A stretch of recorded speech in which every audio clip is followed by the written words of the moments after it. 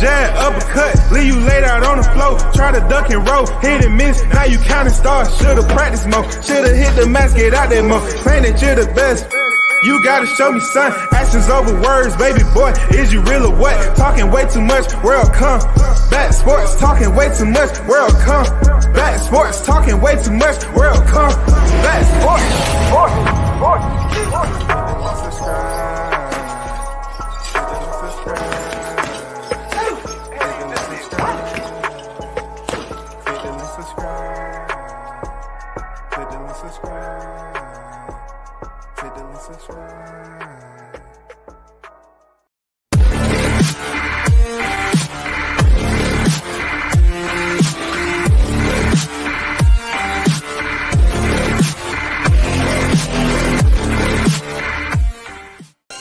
What up, it's your boy Roy Jones Jr. and right now you tune into World Combat Sports.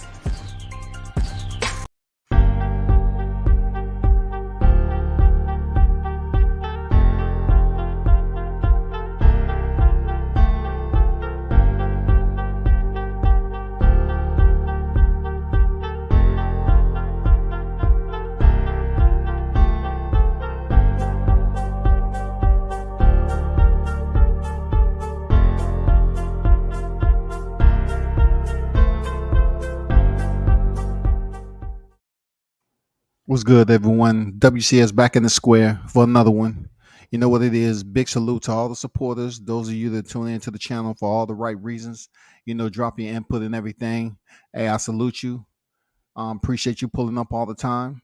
You know, this is gonna be another one, which I need your feedback on this. You know what I'm saying? Shout out to everybody that's in the chat. You know what I'm saying? We got Ben on deck. We got Cooking with Sir Senior. What's good with it, Sir Senior on deck?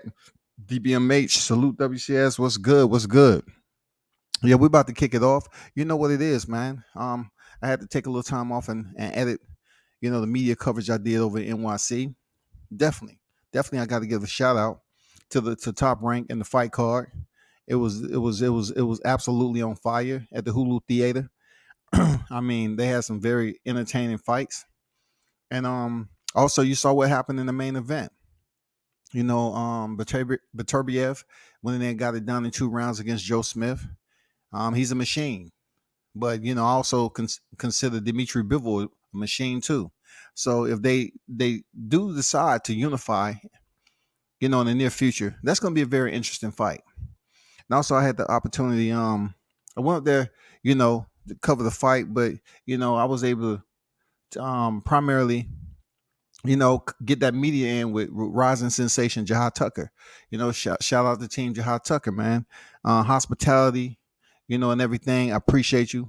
Shout out to Showtime for linking up and making some shit pop. You know what I'm saying? Making some phone calls and linking up with the right people. I'm telling you, it's deeper than the YouTube shit. So shout out to the ones who's shaking and moving out here. They don't have to prove anything to y'all on YouTube. Their actions is what it is. Jahar earned his 8th professional victory. He's been fighting on television since day one, and he went in there with the game opponent in DeAndre Smith. You know, shout out to DeAndre Smith, man. You know, he wasn't no slouch. It's just Jahar went in there and just dominated. That's all that was. It's no shade or anything to nothing, man. You know, I'm gonna get to that later. There's no shade or anything. We here on deck. What's good? Right side on deck with it. Salute to y'all. King Mitch on deck. Come back with up. What's good? So you already see the thumbnail, right? I'm not, you know, I've known of Latisha Crawford for a while now. This is not the first time that she's actually, you know, made her voice be known. She definitely advocates for her brother. I never spoke on her, you know what I'm saying? Because I don't get in the family. Even if they speaking on their, you know, she's speaking on her family to the public, I tend to leave it alone. But now, you know, I say, you know, what the hell? I'm going to speak on, you know, I'm going to speak on what she's talking about because I feel that she put something out there that's absolutely makes 100% sense. You know what I'm saying? She's putting her voice out there. She's letting it be known on what she's seeing out here on YouTube. Absolutely. I totally concur with what she's talking about. Latisha Crawford, she's in her 30s. She's the sister of Terrence Crawford. It is what it is, man. That's as much as I'm going to go in detail about her. She's been adamant about speaking up and being a mouthpiece for her brother. You know what I'm saying? And why not? That's what family's supposed to be. She said the hate is real on YouTube. You would think these MFers are in negotiation for this fight, how they talking. Once again, you would think these MFers are in negotiations for this fight. I totally agree. We got people up here coming up with information all over the place. They trying to sit up here and point the finger as who holding up the fight. Like they don't know anything, man. They know nothing. The ones who are close to the teams, they the ones who knows. But all these dang these thumbnails and all these freaking lives and stuff like that, and talking about, well, the fight gonna be in this month. If the fight gonna be there, tell us what hotel we should start making reservations. Tell us, goddamn, what arena is gonna be in. She goes on to say, watch, every last one of them is going to be trying to get an interview come fight week. The blowtorch is lit, bro. She's not saying anything, sideways. She said, watch, every last one of them haters, going to be trying to get an interview come fight week. I guarantee you, bro. Look, they might talk all that shit to Crawford, what he ain't done in the past. He ain't promoted himself. He ain't did interviews, all this blah, blah, blah. But when that fight is made, these dudes are going to be behind the scenes trying to goddamn kiss Bo Mac ass. They're going to be trying. Look, that's one thing about Team Crawford. That shit is security personified. You ain't just infiltrating that shit. I'm going to be honest with you. But these cats are going to be trying their best. I apologize. I throw myself upon the mercy of Omaha. Just please consider me to everything I've said in the past. I'm at your mercy. I'm at your mercy there, Team Crawford. Just give me that opportunity. No, it ain't gonna be none of that shit. Nothing. Bailey on deck. What's good with it? She said, I love you. I mean, they say they love the show. I appreciate you. Thanks for pulling up. Thank you. Pass on deck. What's good? I don't give a damn about what the fighter's family members say. I see where she at with it, though. For real. So she goes on to say, I might call their asses out, too. It's pick a side season, and I'm watching. See, ain't that what I've been saying the whole time when I pick a fighter? It ain't no split. It's no split with me. The fighter that I'm rocking with is the fighter I'm rocking with all the way a thou wow. It's no in between. I heard cats be on here tomorrow. I really fuck with Crawford. I'm like, but you don't say shit good about him. You always dogging him out and bigging up Errol Spence every time they're in conversation together. You never got anything positive to say. But they'll sit up here and say, you know what? This fight right here, it's a 50-50 fight. Yeah, it's a 50-50 fight when you're pushing a narrative about who's going to win the fight. It's a 50-50. But when it comes to negotiation, oh my God, all the creased narrative, they fold them motherfuckers up and 15 different ways and shit. Seriously, they try to fold that shit up 15 different ways and send it to you via mail. This is something we just wanted to say. We just want to voice all grievances about what we meant by 50-50. Though the competitors are 50-50, we don't, we're giving them 50-50 on who's going to win. We still don't think Terrence Crawford should be 50-50 on the purse. You clearly should understand where we're going with that. I know it sounds biased, but no, in all fairness, that's where we coming from. Man, they be saying some bullshit like that, dog. They'll say some other bullshit like, well, for Errol Spence, I think he's gonna win, but man, something about my heart going with Crawford though.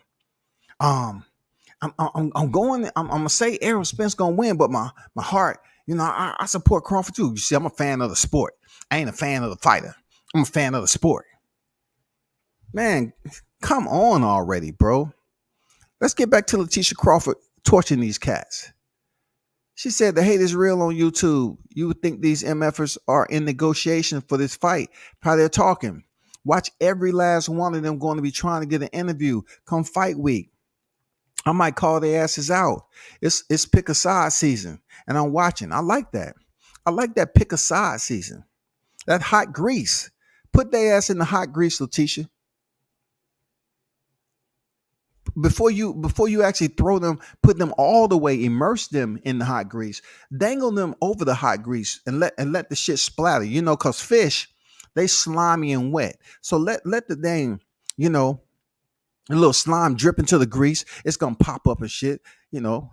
Goddamn, antagonize their ass a little bit, and then drop that motherfucker in the grease. That's how you do that. You know what I'm saying? Let them take a little bit of vision of where they headed. That hot grease. I like the pick a side season. I like that. And I hope she does call them out. Because wherever the event's gonna be, let's just say it's Vegas.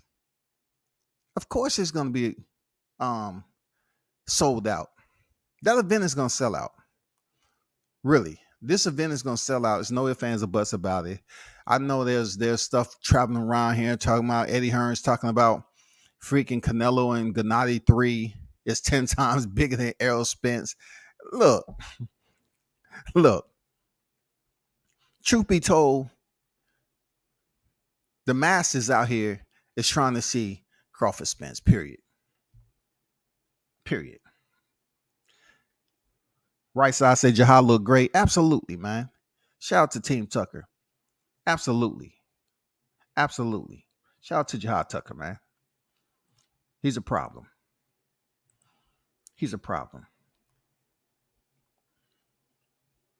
But check out the next one. Check out the next tweet that she put out. And this is from Latisha Crawford. All right. She said, then these MFers acting like they didn't hear Bud say he want Charlo after Spence. Not before. And yes, I'm talking to you because I know y'all watching. I'm not going to give Charlo any shine right now, Jermell Charlo, because that fight would be so far off, just off the strength that I don't even think he would give Crawford the opportunity.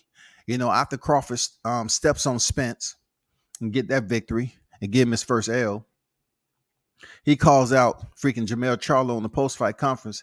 And I don't think he's going to give him the opportunity to share the ring so two brothers can eat again. I don't think Jermell Charlo want him to be a part of history like that. I'm just saying, like, you got to listen to what she's putting out here. He said he wanted Spence first and next Charlo. You know what I'm saying? So we got to respect Jermell Charlo to a fact that he did get the titles. We don't know what he's going to do, Tim Zoo next or whatever, but he is undisputed.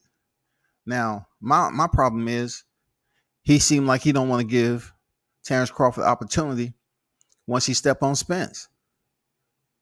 He don't want to provide him the opportunity to step in the ring for that history at 154. But he would just say, you know what? Come up here and fight a tune-up first. All right? Come up here and fight a tune-up first. And then, according to how you look there, then I'll consider it. And then I'll jump on here and say some shit like, well, that's not what you were saying when you was calling out Canelo Alvarez. That's not what you were saying. You was hoping Canelo comes down for a catch weight.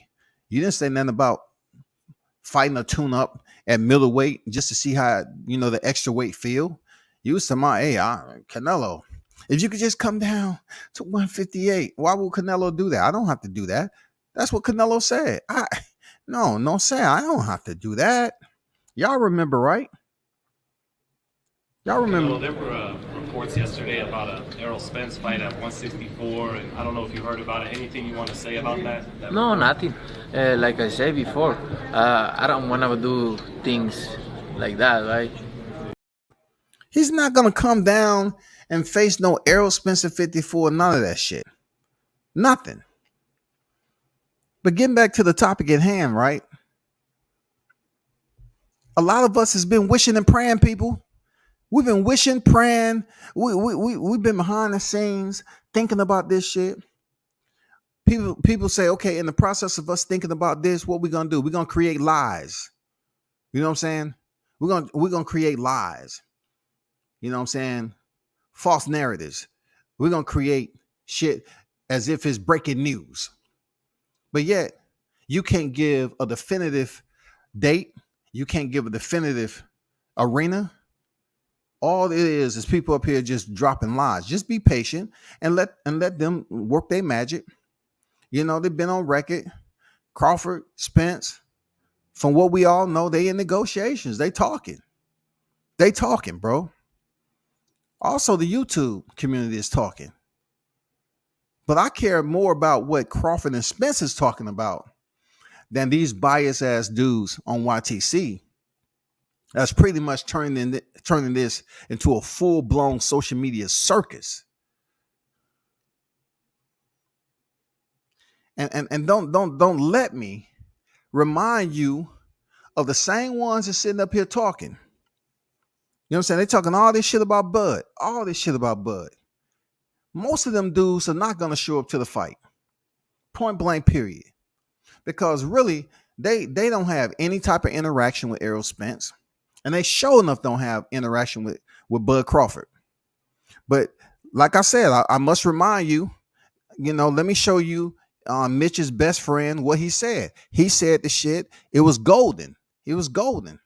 It's the most authentic shit you can hear on YouTube when it comes to supporting the fighter.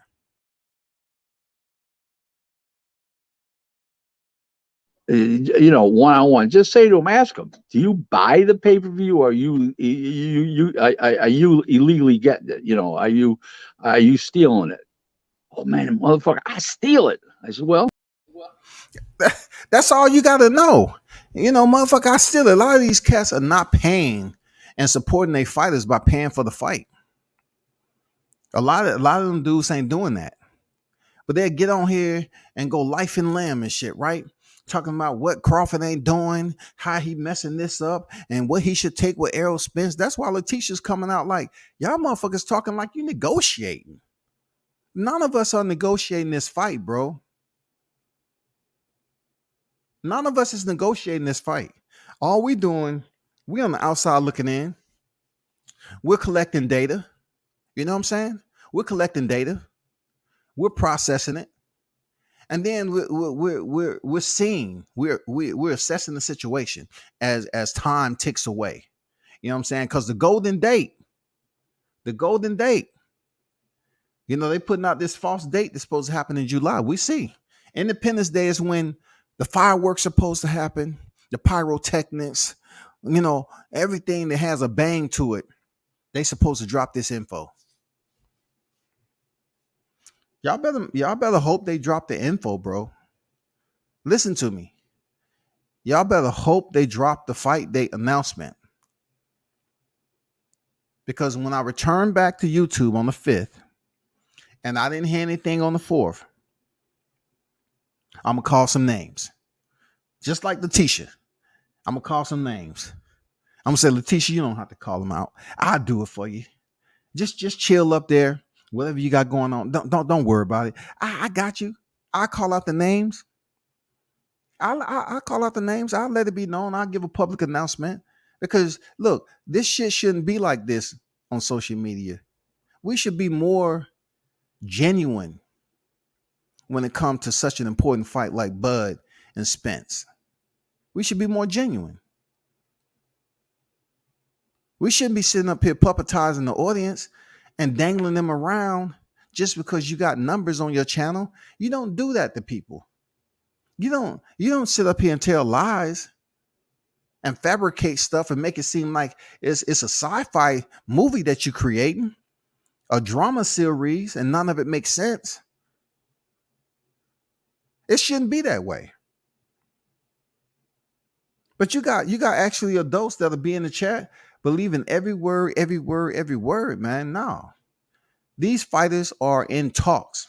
They're negotiating. Negotiating does not mean that the fight has been signed. It's done. Tomorrow, the fight has been signed. You have a 55-45 split, and they're just working over the rest of the particulars. Now, is the motherfucker signed or not? If the shit is signed 55-45, what else they working? Oh, well, Crawford, because they gotta point the finger at Crawford. Well, Crawford, he wants more on the back end for PPV. Now you're trying to tell me that Crawford's gonna go up there and sign the first half. Okay, I agree on 45. Okay, cool. You're right. You broke me down. Cool, 45. But we still gonna talk about that PPV money. Yeah. Whenever you want to do it, Crawford. Whenever you want to do it. But you cool with 45? Yeah, I'm cool with it. But I'm not feeling good about the PP. Don't worry about that, man. Don't worry about the backside. You know what I'm saying? Don't worry about it. You know what I'm saying? What does 80-20 sound like to you on the PPV? 80-20 good? Well, in Vegas and everything, I think those numbers, man, that's what I'm talking about, Crawford. So we're going to send you over them papers tomorrow. You get 20% on the PPV. No, I ain't say send me the paper. I'm going to talk a little with no, Crawford. You don't have to talk a little with your team. I'm telling you. That's a good number, bro. Just think about it. If we get to do this again, you know what I'm saying, depending on how the fight go, and the referee that we have, either Kenny Bayless or Lawrence Cole, we might be able to do this again, bro. And then we'll increase your number a little bit. You know what I'm saying? I'll take 75 and you take 25. I'm fair, Crawford. See, these YouTube dudes actually be having like conversations like that. They'll sit up here and have conversations like that and go through scenarios, bro, hypotheticals. And it should be absolutely toilet water, bro, in a quick trip in the hood. That's how dirty that shit be. It be contaminated, bro. You got one floating on top when they be talking this bullshit. They not in the best interest of Crawford. They're not in the best interest, man.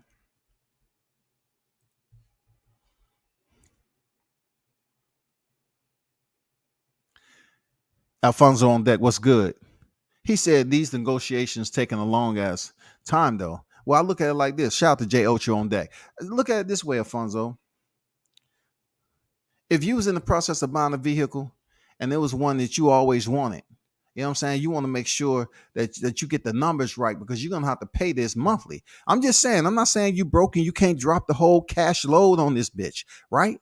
I'm just saying, if you chose to negotiate buying a vehicle, you're not going to walk in there and just say, you know what, I always wanted this. I'm just going to take anything they say.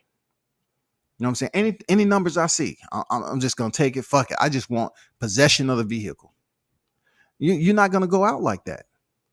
So when you come to when you talking about one of the biggest fights in boxing, you want to take your time and be patient. You want to make sure the business is right. This is huge, man. This fight has been marinating for quite some time. And, you know, from both of these fighters, they in their prime. And I don't even use that word. They're at the highest tier, their competitive edge right now. Terrence Crawford, Errol Spence, they right where they need to be. So no one can make excuses like Gennady Golovkin. He's sitting there freaking 40 years old right now. Every day they tick away, that dude is getting older and older. You know what I'm saying? He needs to increase his fiber consumption every day that he's not in the ring fighting Canelo Alvarez. He's getting old, dog. So right now we got Terrence Crawford, Errol Spence that's A1. They ready. No excuses. No more talking. I don't want to hear shit after this fight. Those of you that owe me, I hope you're a man of your word and you pay up. because I don't want to hear shit about no accident. I don't want to hear nothing about no damn eye injury. I don't want y'all comparing this shit. You know what? Errol Spence came back too early from the eye injury because Abner Mares, you know Abner Mares is coming back now. You know how long he was out? I gotta apologize to my listeners because I didn't take it serious. Like, Errol Spence came back too early from the eye injury. That might have played a role. You know what I'm saying? In Crawford being so dominant. What about the stoppage though? Well, the stoppage, just like Sean Porter, I don't think the stoppage was right. I don't think the stoppage, like, how can the referee stop the fight like that? Something wasn't right, man. Like, see, that's what I'm talking about. They wasn't out there for Errol. They wasn't out there for Errol for real. They wasn't. They was against him from the start, man. When he was giving the fighters instruction at the beginning of the fight, I could tell the way he was just looking. He was just paying too much attention to Errol. He didn't give him a chance, man.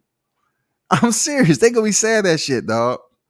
They just wanted Crawford. Man, see, this was fucked up about boxing. See, man, I knew this shit was gonna be sabotaged from the beginning. Oh, yeah, shit. I would think it would be easy to make this fight. Come on, stop it, bro. Stop it. What's gonna be easy about two premier boxers there, Alfonso? Premier pound for pound fighters. What's gonna be easy about this fight?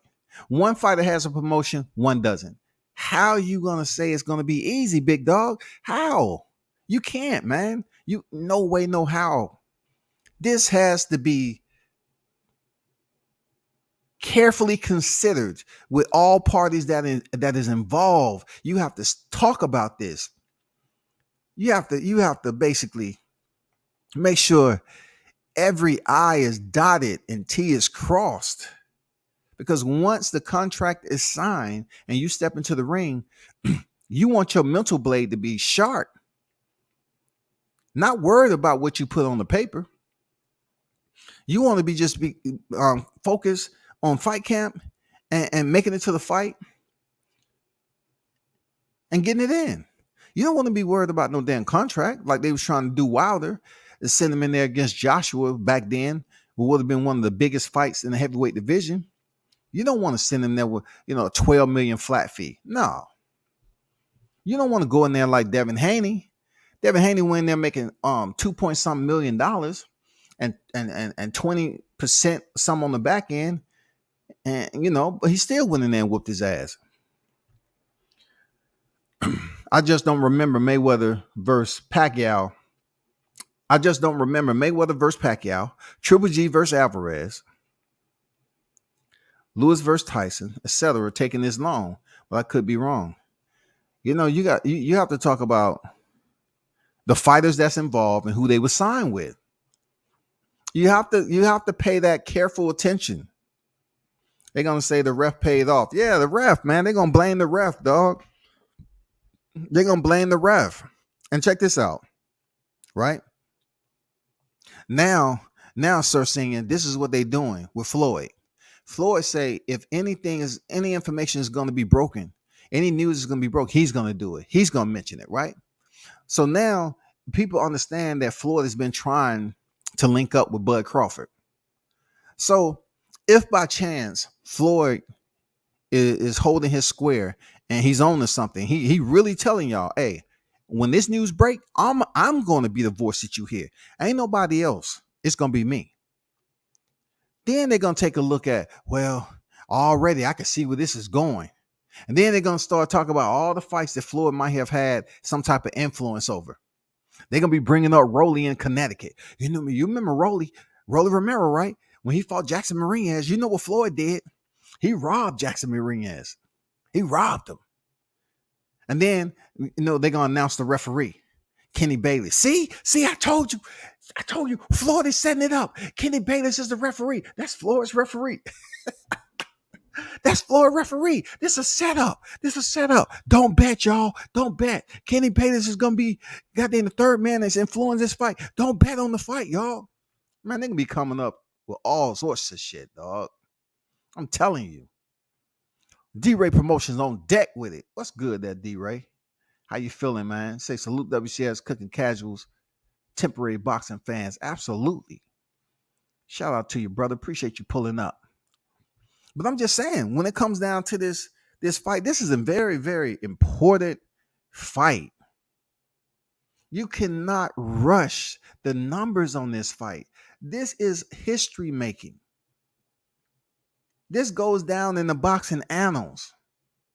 It does, y'all. You already saw Terrence Bud Crawford at the Hall of Fame, right?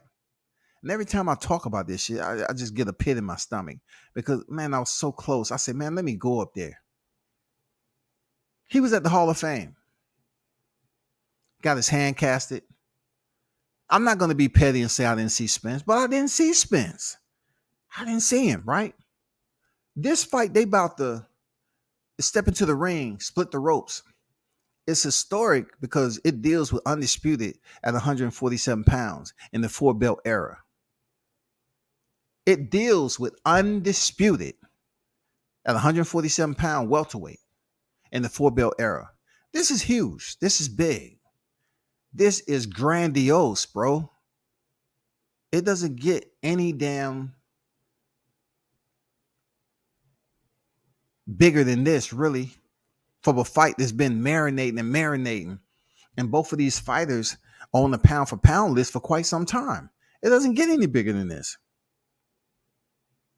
But my point is this whole deal, y'all should pay attention to what Latisha is saying. You know what I'm saying? She's addressing y'all by y'all name. She said them MFers. She called you by your name, goddammit. Why are you tripping? Recognize that she gave you courtesy. She showed y'all courtesy, man. She said these MFers. She identified y'all by y'all name. Y'all should have said, yes, ma'am. Yes, ma'am. Understood, ma'am. Aye, ma'am. Understood. Aye, ma'am. Yes, ma'am. Will do, ma'am. That's all you should have said. You should have responded to it just like that. Because she knows what I know. That y'all been out here talking reckless. Y'all been putting out agitprop when it comes to these thumbnails. Y'all been putting out false information. Y'all been spreading that freaking Terrence Crawford rhetoric, sprinkling that shit all around the goddamn YouTube garden.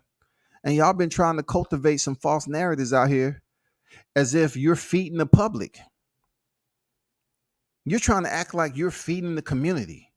You're doing a deed, you know what I'm saying, a voluntary deed. You're being nice. No, you're basically providing them contaminated fruit. That's all you're doing. Nothing different than when the serpent gave that motherfucking apple to Eve. That's all y'all doing. Y'all have ulterior motives for this shit. Real talk. Y'all have ulterior motives for this entire shit. That's all that is. And it's about to come to an end, though. But look, this is what I want y'all to do. I want y'all to just go on follow Latisha on Twitter. You know what I'm saying? Because she is Team Crawford, of course. Go follow her. Continue to read her tweets. And really invest your time because you still have enough. You know what I'm saying? You have enough to say, you know what? Let me cross over right now because she did put it out there. She did put it out there. Once again, let me go back to where she put it out there. She pretty much put it out there. She said, it's pick a side season. It's pick a side season. She already told you what season. It's pick a side season.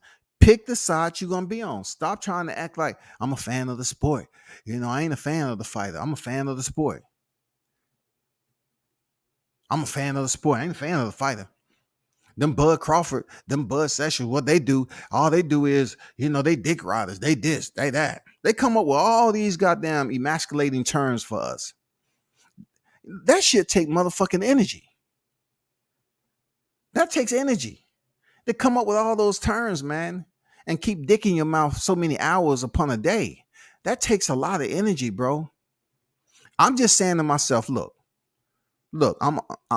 I consider myself to be a fair person, right? I'm saying if you're gonna keep it in your mouth like that, at least get a part-time job and get paid for it. Don't just come to YouTube and talk about dick riders all day and then ask for super chats. No, really go put that work in, the physical work. Put the physical interaction. Find a strip club, something like that, and go to Hollywood. Really dedicate yourself to being that person. Because you got to be a part of the experience.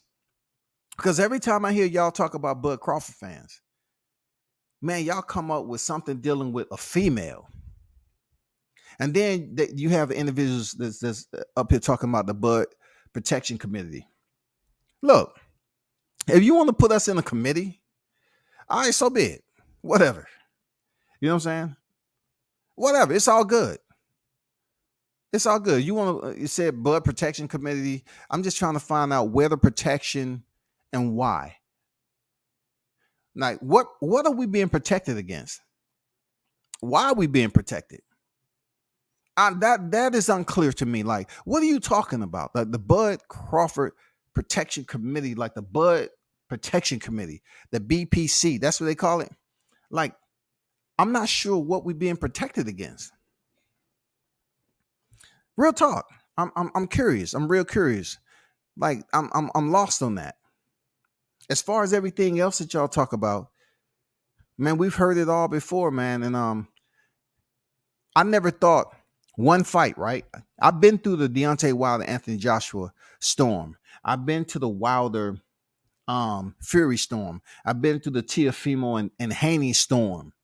You know what I'm saying? The Teofimo Kambosos storm. I've been through the Michael Williams Jr. storm. I've been through all that storm. You know what I'm saying?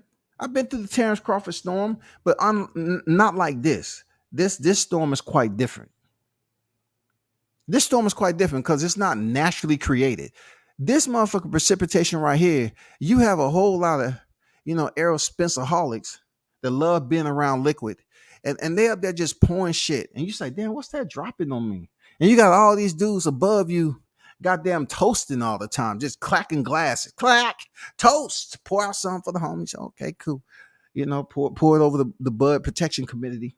Pour it all over that. I say, damn, haven't y'all learned? Chill. They be trying to create storm systems, They be trying to create shit that don't make sense. Don't believe the rhetoric.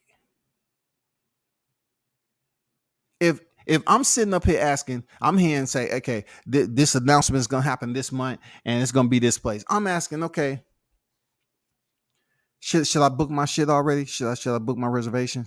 Nah. You shouldn't do that yet. Don't do that. Because I don't want you blaming me if the fight date changed. No, you said for sure, this shit is going to be in October. Everybody say FanDuel got it. They say it's going to be October 29th. And then I'm asking people, I'm saying, you heard that news, right? Yeah, I heard it. I said, you booked your shit yet? No. Why not? Oh, because they're not sure if it's going to be October 29th. The news haven't officially been broke. But no, they said breaking. So when you put 3 breakings together,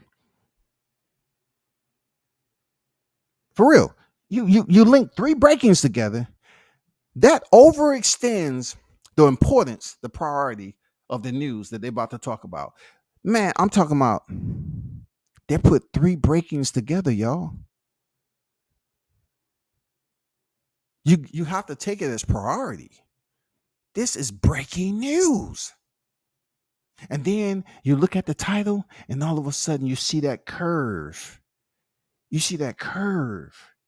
They put that curvature at the end. You know what I'm talking about?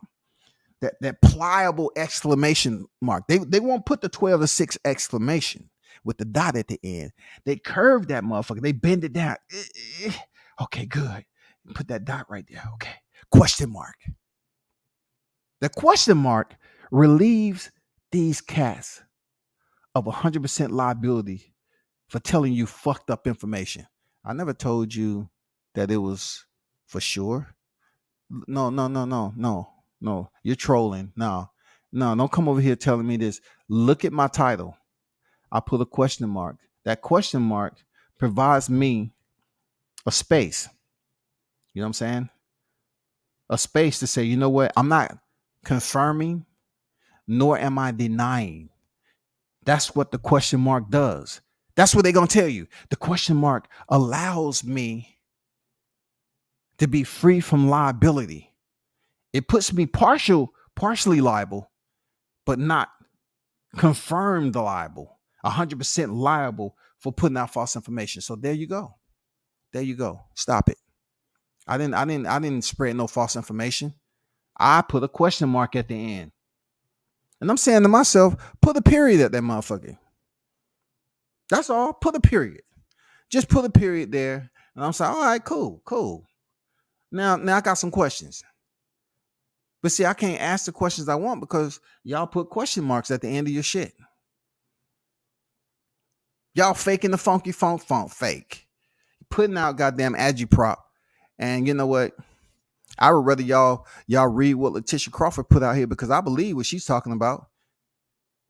If she's saying she might call their asses out, I believe her. Because it's not the first time she's been out here on the mic. Alexander on deck, what's good? Everything's cool, man. You know, been off the radar for a minute because I had to edit my picks, man. Y'all make sure y'all check out on World Combat Sports page, you know, the media that I did over there, off top right card on the Baturbiev and Joe Smith. You know, check out the media. You know what I'm saying? It's way deeper than this YouTube game. You know what I'm saying? So check out my picks that I did of fighters, edit them, all that shit myself, man.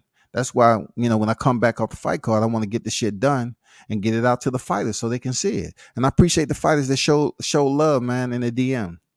That means you watching. You know what I'm saying? I appreciate you. Shout out to Bruce Gas, Boxing, Jazz, and more, man. What's good with it, Bruce? Salute to you, OG. How you feeling? You know, how you feeling over there, man? I know Bruce. I know he feeling good as always, man. Bruce coming to the chat, man. Shit, he's levitating, dog. He feels good. But, you know, y'all need to understand what's going on. So that's what my voice is for. Real talk. This is why I put out what I do. Like this right here. You know what I'm saying? I put the link out that time and I was saying, prove it. That's all I wanted you to do. That's why I put the link out there. Prove it. Or stop the cap. Just prove it. That's why I put this thumbnail out there. You know what I'm saying? If you're going to say the fight is what it is, well, guess what?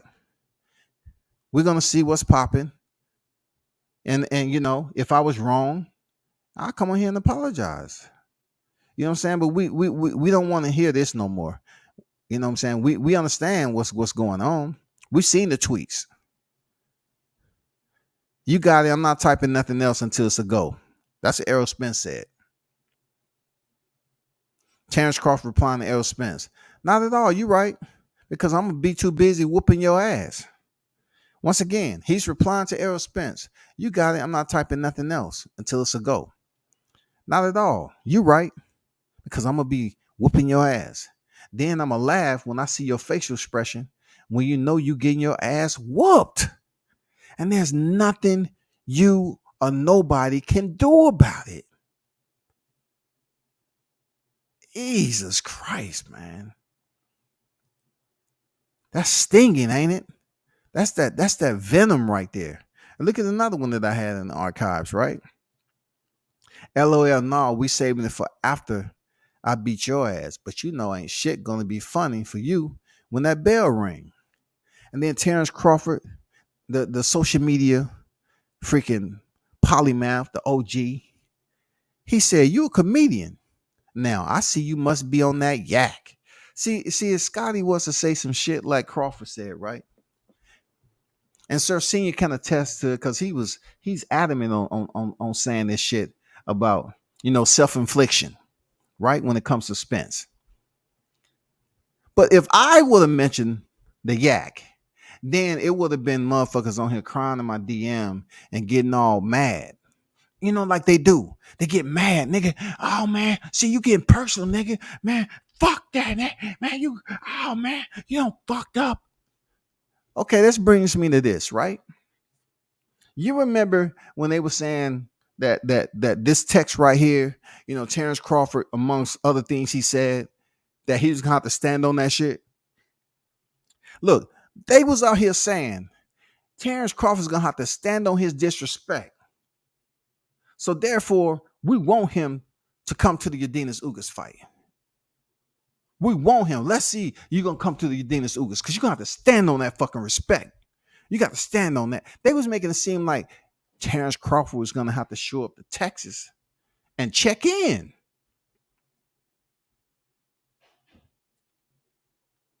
That's what they were saying. They was acting like Team Crawford was gonna have to. If they ever want to roll through Texas, they was gonna have to check in. But recently, Crawford was in Texas. Dude was in the mall. Crawford showed up to Texas and was in the mall.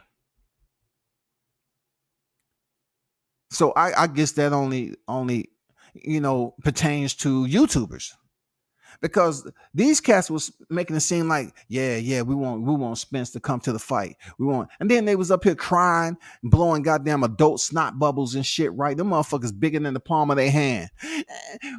We want Crawford to goddamn show up to the fight because it can build up the fight. And they was up here just whining, dog. I'm like, damn.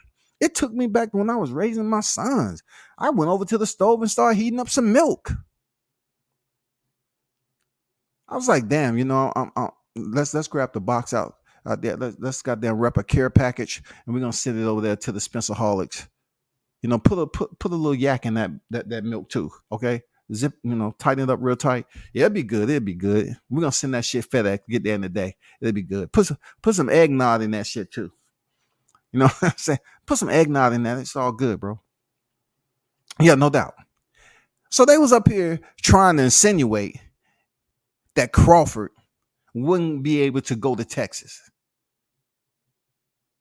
Not only that, they wanted him to show up to that dang Spence fight so freaking bad. And when he did not oblige their request, they started making it personal. He was scared. He didn't want to show up. He a bitch. He's this. He's that. He don't want to fight. And then we thinking about it like, okay, so if they already visit that shit before, and Errol Spence said, I don't know why he showed up to my fight. I don't show up to his fight. Right? They passed this shit. Like we seen when Spence showed up and he stopped Porter. Crawford stopped Porter. And then Spence looked at the screen, did like this. He left immediately. He left in haste. You know what I'm saying? He left in haste.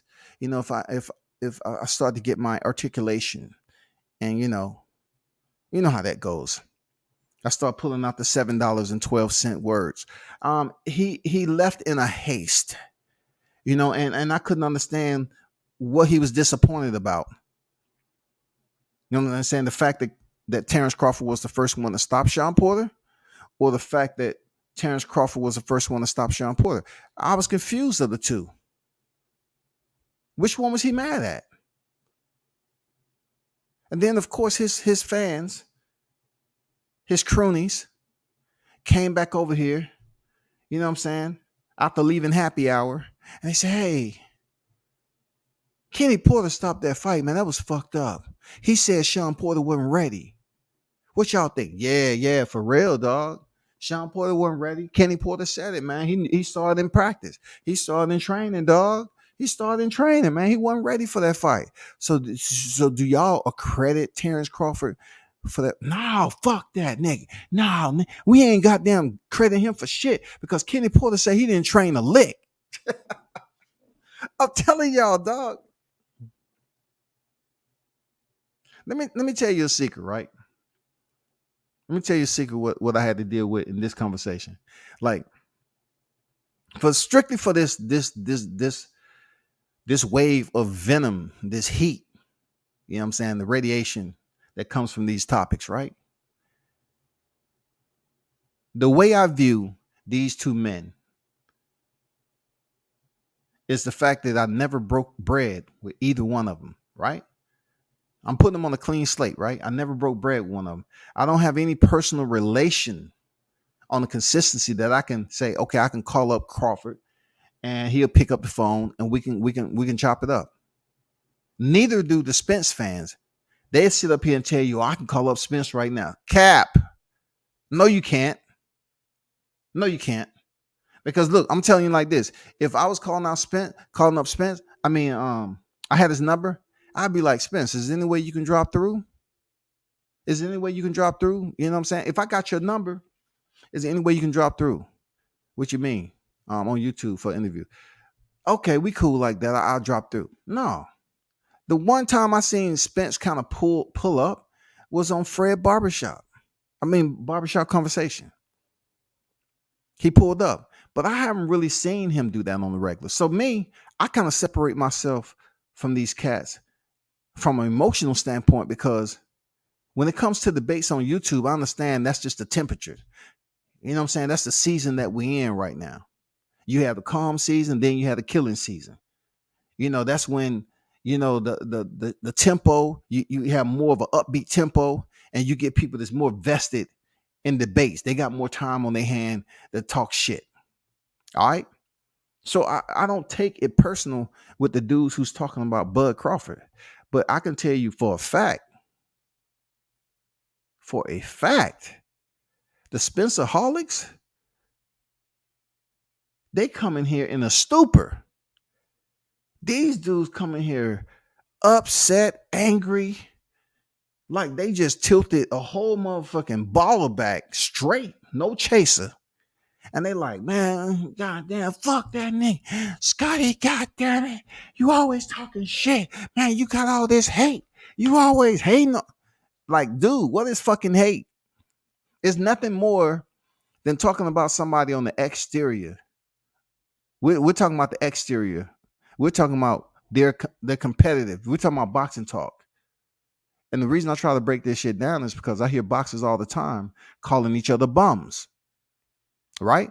So if you have another human being that is your colleague or compeer in professional fighting, why would you get mad if I actually witness you committing the act verbally and calling another fighter bum, saying he's trash and all this other shit?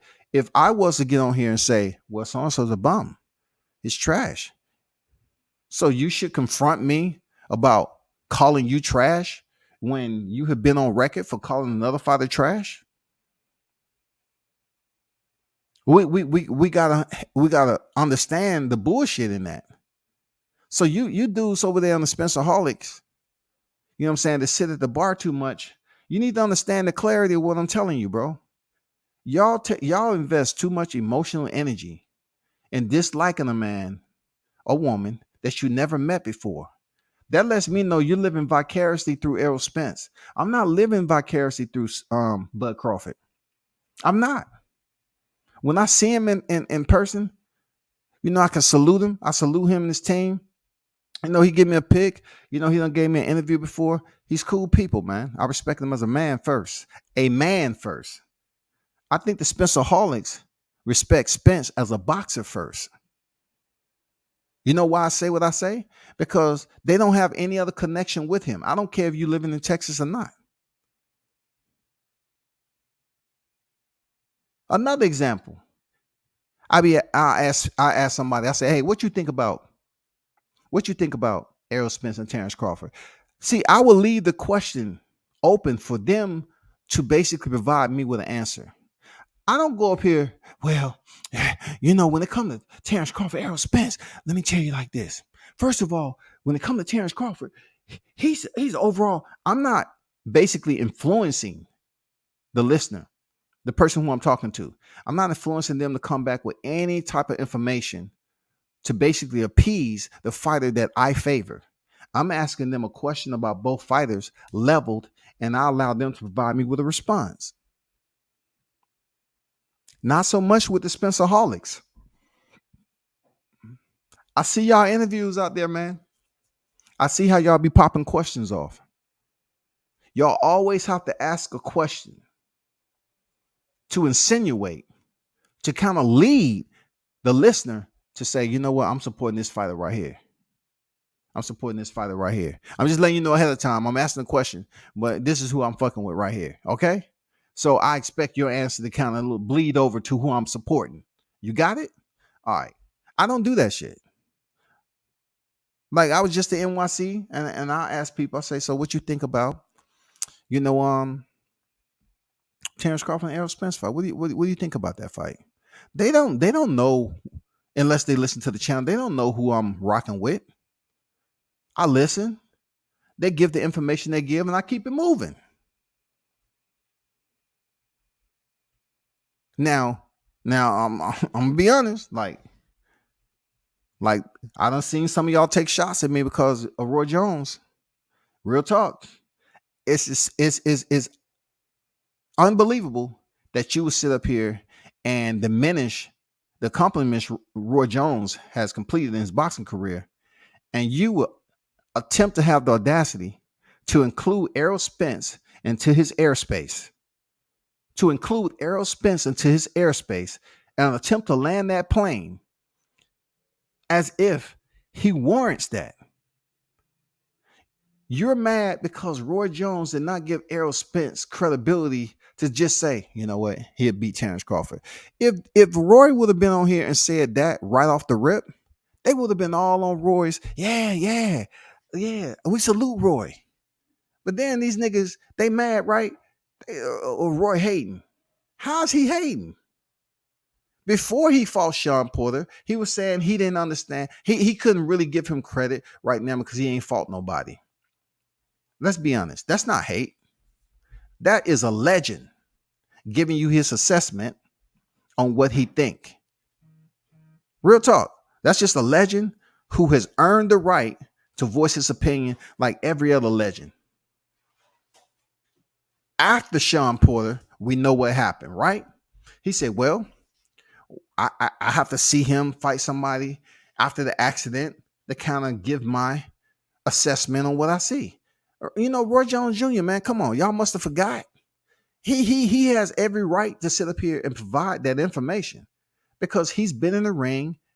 He's basically solidified his history, and now he's a boxing Hall of Famer, an international boxing Hall of Famer, y'all.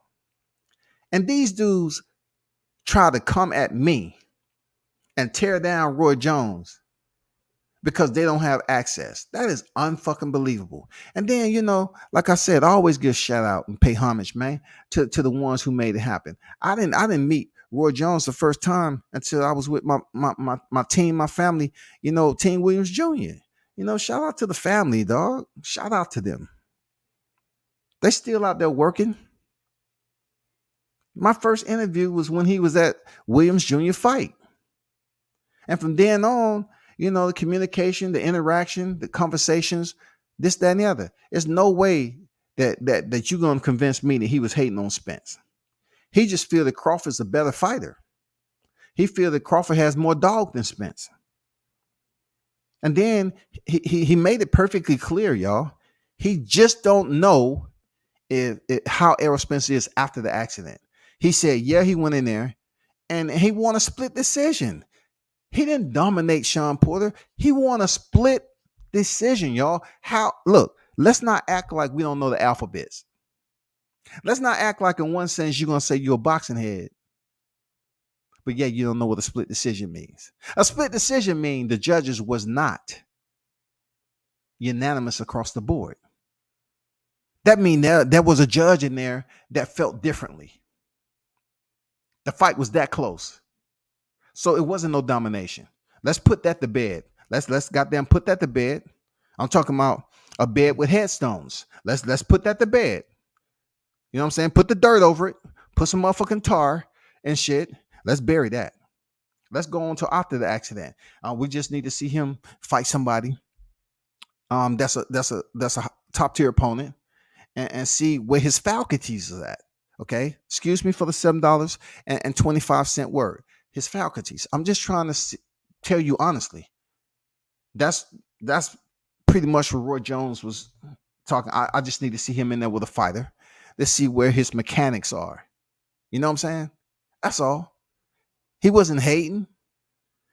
But why, as boxing heads, why would y'all sit up here and diminish the man's Hall of Fame weekend talking about the credit that he didn't give Errol Spence? Errol Spence isn't a Hall of Famer. Errol Spence can't light. Look, Errol Spence can't light a candle. He can't light a candle to Roy Jones. A candle. We can't even go back in history and say, well, if Errol Spence would have fought Roy this weight class, you can't do it. You can't do it, bro. Y'all know I'm right. You can't do it. You can't find the division. What division you gonna go at? What division? What division, man?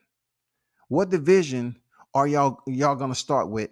They say, well, if I'm, if Errol would have fought Roy Jones at this, yeah, it would have been interesting. Tune in tomorrow night. We're gonna do a fight breakdown. Roy Jones Jr. and Errol Spence. It would have been a massacre. Before Sean Porter, after Sean Porter. So I'm just telling y'all, man, it was distasteful to hear, channels, man. And once again, I don't take this shit personal. It was distasteful to hear channels going at Roy so hard, all because of what he said about Errol Spence. But yet, y'all not going hard at Timothy Bradley and Andre Ward, Abner Mares. Y'all not going at them. They're active, y'all. They're active voices behind the mic and talk about the sport of boxing. Y'all ain't going hard in the paint with them. Stop it, man. Let me get some of these chats. Appreciate y'all pulling up, man. Fred didn't even know who it was when EJ pulled up. Exactly. That's what I'm saying. Like, look, Spence pulled up. Just that was a pull up. That was you pulling up. Spence pulled up and he didn't even know it. I'm talking more so where it's scheduled. It's on the itinerary. Strike the calendar. He's pulling up. Look. Create the thumbnail. Errol Spence is pulling up for an interview. Errol Spence is pulling up for an interview. You know why he ain't gonna pull up? Because Derrick James is not fucking with y'all. Look, I can say the same thing about Crawford. Check my lives. I said the same thing about Deontay. I said, you know what? Deontay shouldn't show no love to these fans who was freaking dogging him the fuck out when he was champion and wasn't giving him a chance. He shouldn't come. And then what happened? He came back and he wasn't really on that shit no more. He was talking to the LDBC because he felt the LDBC was individuals that he fucked with back then, and he stuck to who he knows. I'm not mad at that shit. Like he knew them way back, so that's what it was. But this day and time, I think the smart ones are only sticking with channels who they consider to be authentic, so to speak. So Devin Haney, Devin Haney's been making his rounds.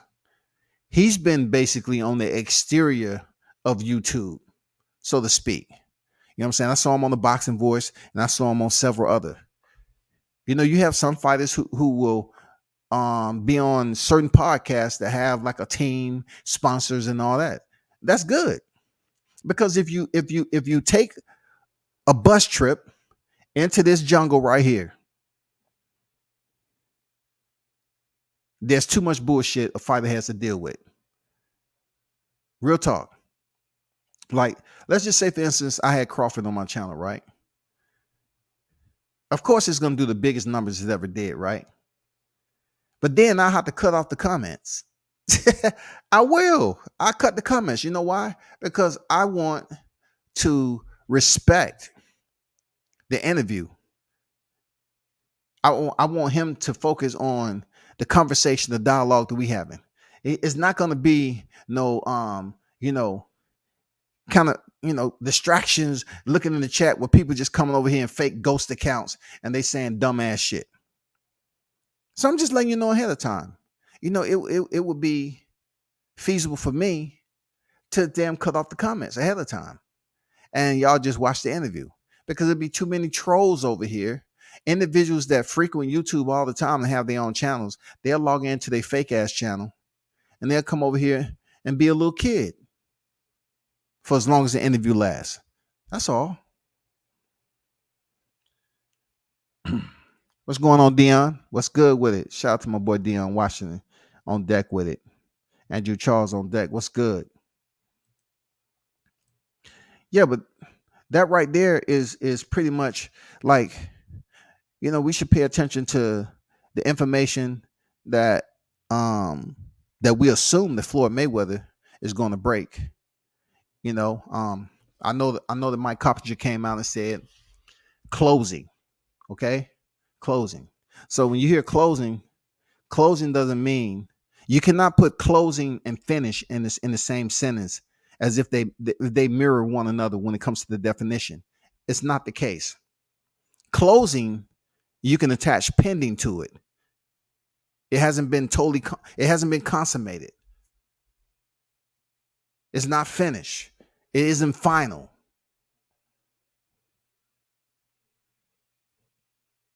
I'm just saying, you can't sit up here and attach closing with finish, because closing is processing.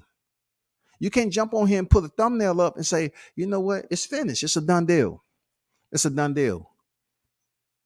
It should be done already. It's a done deal. 55-45. That's what it is. It's done. Nobody else is talking about this deal being done except YouTube. That's why people treat it as if it's a carnival with no workers and the rides don't work. You're just walking up there. They might have some stale popcorn, cotton candy and shit up there. You know what I'm saying? For real. You see the carousel right there with the horses on it.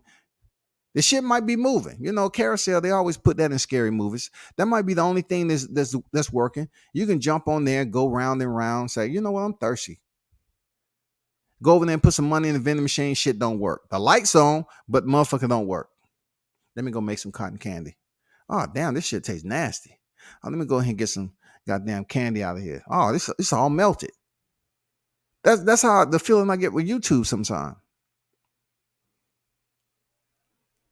It looked the part. But it's far from it. Like, what I'm saying? It gets crazy, dog. Anyway, I think when it comes down to the reality of it, I salute Latisha Crawford for speaking up, as she always do. Putting the haters on notice, like she should. She's family with Team Crawford. I bet y'all ain't not saying too much about her. You know what I'm saying? Look, I'm gonna put it out there. If they saw Latisha Crawford in person, they'd be kissing her ass, man. They'd be trying to go up there. Hey, you know what? I know who I am. Yeah, I do. It ain't personal, right? It's just YouTube shit. No, it's personal.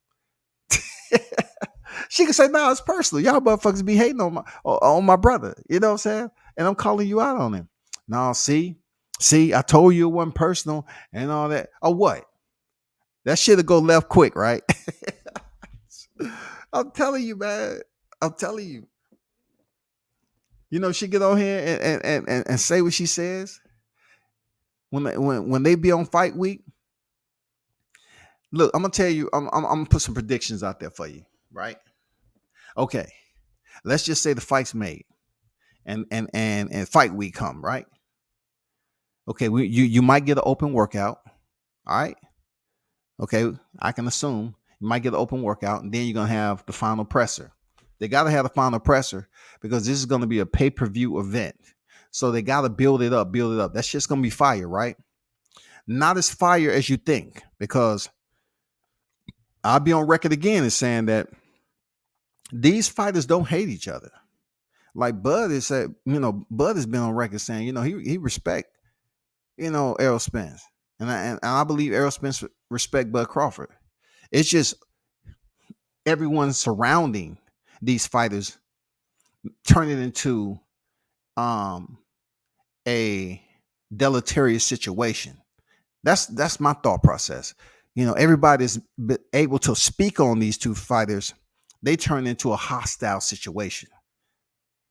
So you're gonna have the presser. It's not gonna be as fire as you think.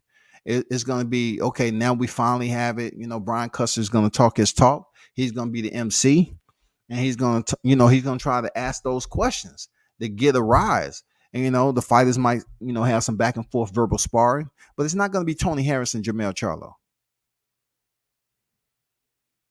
You're not gonna get that energy, but it is gonna be a presser.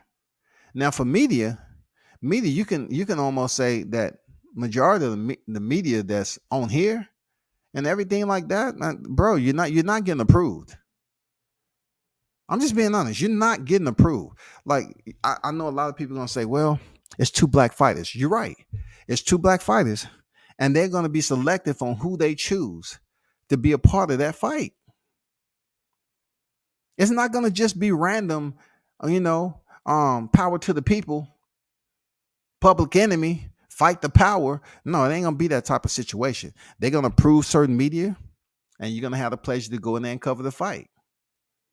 Then the weigh-ins. They're gonna come in there and get the weigh-ins. And the only heat that I think is gonna be passed is gonna be camp to camp. Real talk. It's gonna be camp to camp. Seriously.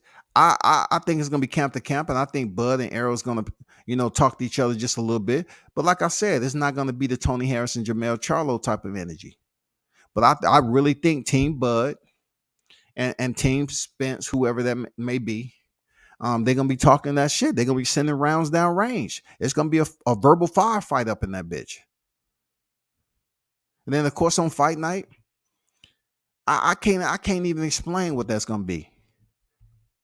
Seriously, I can't even fathom who's gonna be in attendance and what may happen on that night. You know what I'm saying? It's gonna be.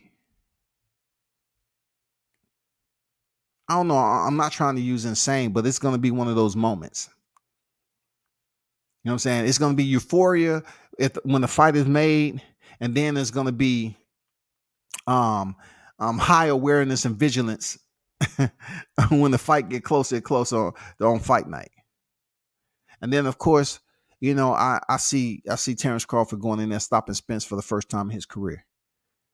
Seriously, that's what I see. I see Terrence Crawford going in there and stopping Spence. I'm not going to go into any rounds and nothing like that. I do believe that this fight right here, how they say Bud Crawford always starts slow. I don't foresee this being the case. You know what I'm saying? Really. And then also to the Spencerholics, I don't care what nutritionist Errol Spence has. When you have a fighter like Bud Crawford who maintains a level of salubrity in between fights, he maintains a healthy lifestyle. Well, what do you expect is going to sustain his durability and resilience when he's stepping there with Errol Spence? It's going to be just that. Just because Errol gets a nutritionist for one fight or two doesn't mean anything. Because a person that doesn't have the mindset to sustain that in between fight, that's called discipline, right? The D word, discipline. If they don't have the discipline to maintain that shit between fights, it's torturous for them to do it during fight camp. I'm just being honest for somebody who's been there, done that. If you don't have the discipline to jump back in fight camp with a nutritionist, and let's just say they have, I can tell you right now, Spence ain't on that diet plan he was on leading up to your Denis Ugas fight. He's not on it because the fight haven't been signed. He's not on that shit. Now, I can assume that he's definitely stopping in to the gym and keeping that shit on tap, just like Bud Crawford. But when it comes to the two fighters, in my opinion, I believe the motivational and the dedication level, there's a little space in between that.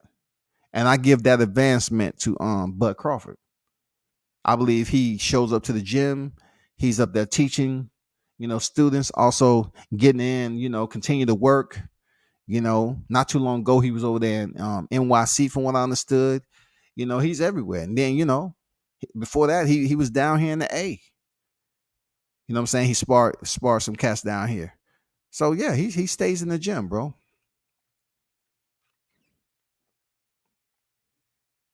Oh yeah, for sure. D-Ray said that Bomac is winning the press conference. Bomac gonna talk his shit, dog.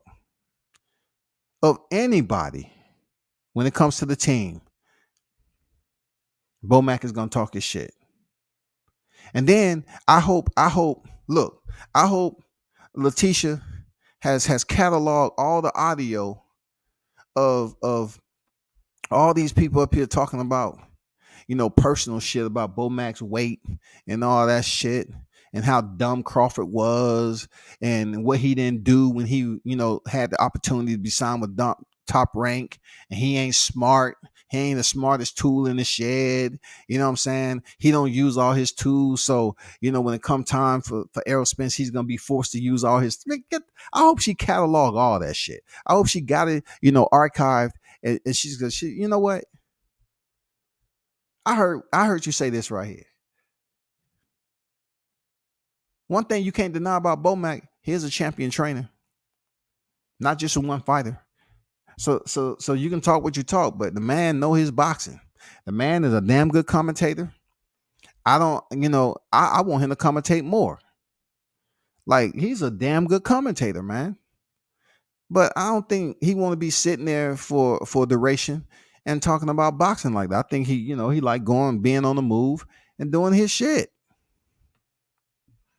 Let me know when they throw the first punch, because dude left out the ring with a jog. You know what I'm saying, Dion? Curtis. Look, Curtis left out the ring, did he? And it's crazy you bring that up, Dion, because I was like, damn, they was trying to jack him over with his money. But then there was a fight card down here in Atlanta. I walk in that motherfucker, the shit is dark. I was like, damn, I ain't gonna be able to get hardly any steals off this motherfucker. It's too dark in here. So I went to where the fighters was, right? I turned the corner and I see Curtis standing at the end of the hallway. He's about to go in there and fight some Russian dude. He took a loss that night, but they was banging it out. I saw Curtis for the first time. I said, damn. I wanted to get an interview so bad to ask him, but he had his gloves on. He was about to do his ring walk. But yeah, he was standing there at the end of the hallway, man. He was kind of like, doing some light shadow boxing and shit like that. I don't even think I got pictures of that fight too. I don't even think I ever posted them, because that shit was dark up in that motherfucker. It was like fighting the underground motherfucking railroad up in that bitch. More con start than most. More cons start than most. I'm not sure. Well, elaborate on that, the D-Ray. What you mean? More cons start than most. If you're talking about the way he started with Mir Khan, yeah, I can see Terrence Crawford definitely taking a different approach when he's stepping there with Errol Spence. No doubt about it. I don't see him taking, the Kell Brook where he was just, collecting data, buying his time. You know what I'm saying? Putting a jab out there. And then at the end of the third is when he switched over to Southpaw. And we already know what happened in the fourth round. So the history is what it is. But we can't overlook what we've seen in the Adenas Ugas fight. Let's get clear. Check this out. Let's be clear about something. Let's not ignore the fact that you cannot sit up here and pinpoint, oh, well, he was looking for his mouthpiece. That's the only time he got touched. No. That wasn't the only time he got touched, bro. He was getting hit with some unnecessary shit. And I was like, what? Like, dude, for real. Like, Adenas Ugas was landing that right hand on Errol Spence. He was landing it. So I'm saying to myself, God dang, hey, bud, just stay orthodox, dude. Just stay orthodox, first half of the fight. You may be able to stop him just in orthodox. You might not even have to switch over to southpaw, dog. you know, you know what I'm saying? Just stay orthodox, dog. You know what I'm saying? You may not even have to, because they already criticized my man Bud, right? They say, well, Bud isn't that smart. He don't use all his tools. And I'm saying, in my imagination, the way I process this shit, I say, damn, if I'm fighting at an elite level and I'm still undefeated and I'm not using all my skill set, I'm a bad man. Dude, I'm a bad man. If you're trying to tell me I'm knocking dudes out, I'm still undefeated. I'm still undefeated, people. I'm 38 victories into the game with 29 knockouts. And they're telling me that I'm not using all my tools. And they're trying to insinuate that I'm not smart. I have a debilitated sense of thinking. I'm restricted. They're trying to prove that to a person who is 38-0 with 29 knockouts, that he's, you know what, he's not using all his skills. He's not smart. He's stupid. But he's undefeated on the pound for pound list. And he's doing this without using his entire toolbox. He's selectively choosing shit out of his cachet to inflict upon his opponent without even exhausting every tool he has in there. And they calling this man stupid? Man, stop it, bro. Stop it. The queen on deck. What's good with the Destiny Black? What's good? That rhyme. The queen on deck. What's good with the Destiny Black? Mike Checker 1212. What up, combat in the chat? What's good with you? But you know how that goes, man. I agree, Bud Crawford starting round one. Yeah, he's definitely gonna start round one. And it's definitely gonna be one of those fights where the pace is gonna be different. Real talk for both fighters. So the good thing about it is, I look at it this way too. The good thing about prognosticating what it could possibly be between these two is that they praise Errol Spence and what pressure he puts. I commend him for that. Errol Spence has that pressure. Like, he keeps coming forward, keep coming forward. He does. He has the pressure. Okay. But I have to use the BUT, and I stay away from that shit though, because I don't like complimenting somebody and then separating it by butt. I have to in this case though. So Errol Spence, he is a pressure fighter, no doubt about it. Then, like I said, the but he's never been in there with someone the pedigree of H.A.T.E.R.S Crawford. So I know his people gonna sit up here and say, well, we can say the same thing. Okay, I'm not talking about Bud Crawford, Errol Spence and what he's doing. I'm talking about Errol Spence skill set as far as being a pressure fighter. He's never been in there with a fighter like Bud Crawford. So therefore, if he had those abilities previously when he stepped in the ring and he was able to pressure those fighters, I'm telling you, I don't forecast that same pace that Errol Spence has fought in his previous opponents to be delegated when he stepped in the ring with Terrence Bud Crawford. I don't see it. I don't see him coming out the gate and just throwing all those punches and expect Yadinas Ugas type of reaction. It's not going to happen, y'all.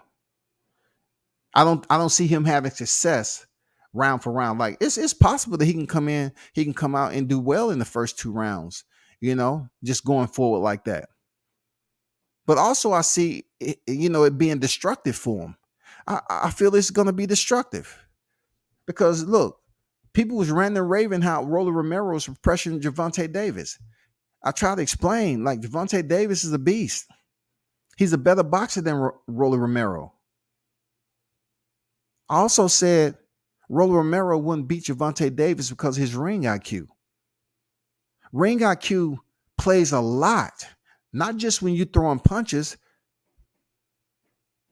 but how you maneuver throughout the fight, it plays a lot. When to punch, when not to punch. That ring IQ plays a distinct role in that. Roller Romero felt that he had the power. He was going in there once he began to warm up to try to knock Tank out. Tank, being the dang predatorial beast he is, he knows how to set traps. And all that pressure Roller was giving him, it all came to a close because he got comfortable and he felt like all I have to do is, trap Tank in the corner. When he's up against the ropes, he don't have anywhere to go. And I try to come in with a hard 1-2. And Tank lit him up. So I'm telling you that to say, I don't think Errol Spencer's been coming in through the front door like that on Terrence Crawford. I can assure you it's not going to be that way, people. It's not going to be that way. All those punches you see him throw against Yordenis Ugas, because he didn't respect Yordenis Ugas in a lot of areas. The lack of respect he had for Ugas, those areas will be respected with Crawford because those are two different fighters. D-Lo, what's good with it? What's good? Shout out to D-Lo on deck. He said, I think at some point, Spence and Crawford will come with that venom, similar to how Spence and Porter got to that point. After it would be respect. Like I told you, D-Lo, appreciate you dropping the info, right? I agree with that. At the beginning and the end of it all, Spence can box. Spence has skills. He's not on the elite level and, has the popularity he does because he cannot box. He can box, he can fight. But also on the other side, I rate Crawford's ability higher than I do Spence. Of course, people are not going to take it into serious consideration because they're not pulling up my box rec. Let me pull up Scotty's box rec, man. That hate ass nigga, man. That hate ass nigga. Pull up his box rec. You don't see no box rec out there? Okay. We're going to invite him over here on the panel. And we're going to ask, man, you talk all that shit. Where your box rec at? Where your box rec at, nigga? You always talking that shit. You know what I'm saying? Just because I don't have a box rec, they can't pull up my shit like they did Bomac. These petty ass dudes pulled up Bomac's box rec and Derrick James' box rec, dog. Look, you're talking about two champion trainers. They are trainers right now. And these dudes stoop to the most pettiest level and they say, look at this. Compare box recs. This is my live tonight. Let's compare Derrick James and let's compare Bomac. And that's going to tell y'all. Look, y'all. Once again, I'm going to peel back another layer, right? Neither one of these trainers are the fathers of these fighters. Bomac is not Terrence Crawford's father, and Derrick James is not Errol Spence's father. But they was putting these box recs together as if, look, as if there was some type of relationship there that they can pull up and say, I told you, look, we found out Derrick James was related to Spence, man. That's why Spence been performing away. That's why he's undefeated.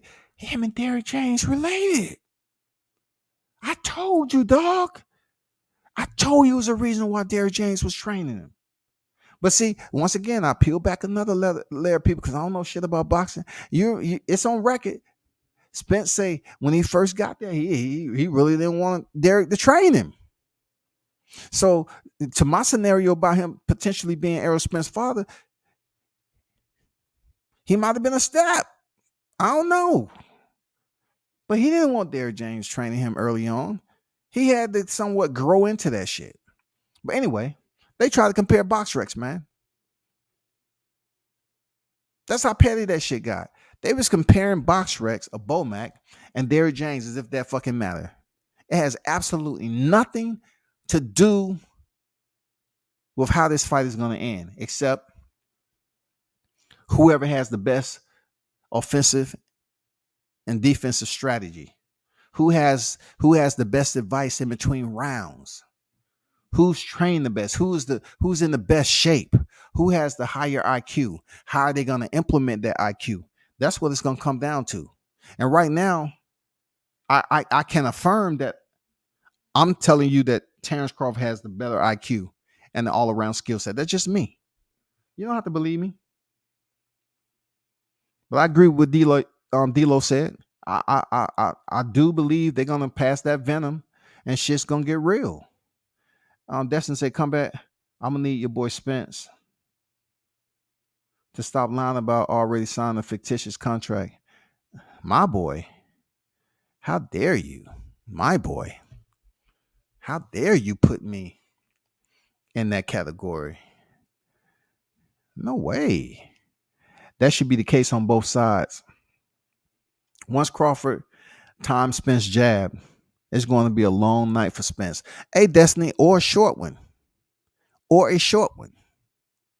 I totally get what you're saying. You know, it's going to be a long night, but it may be a short one too. You know how I get when Terrence Crawford collect the data and he started to put that work in. Opponents, man, get up out of there. His opponents get up out of there. So I'm looking for a damn competitive climax to happen.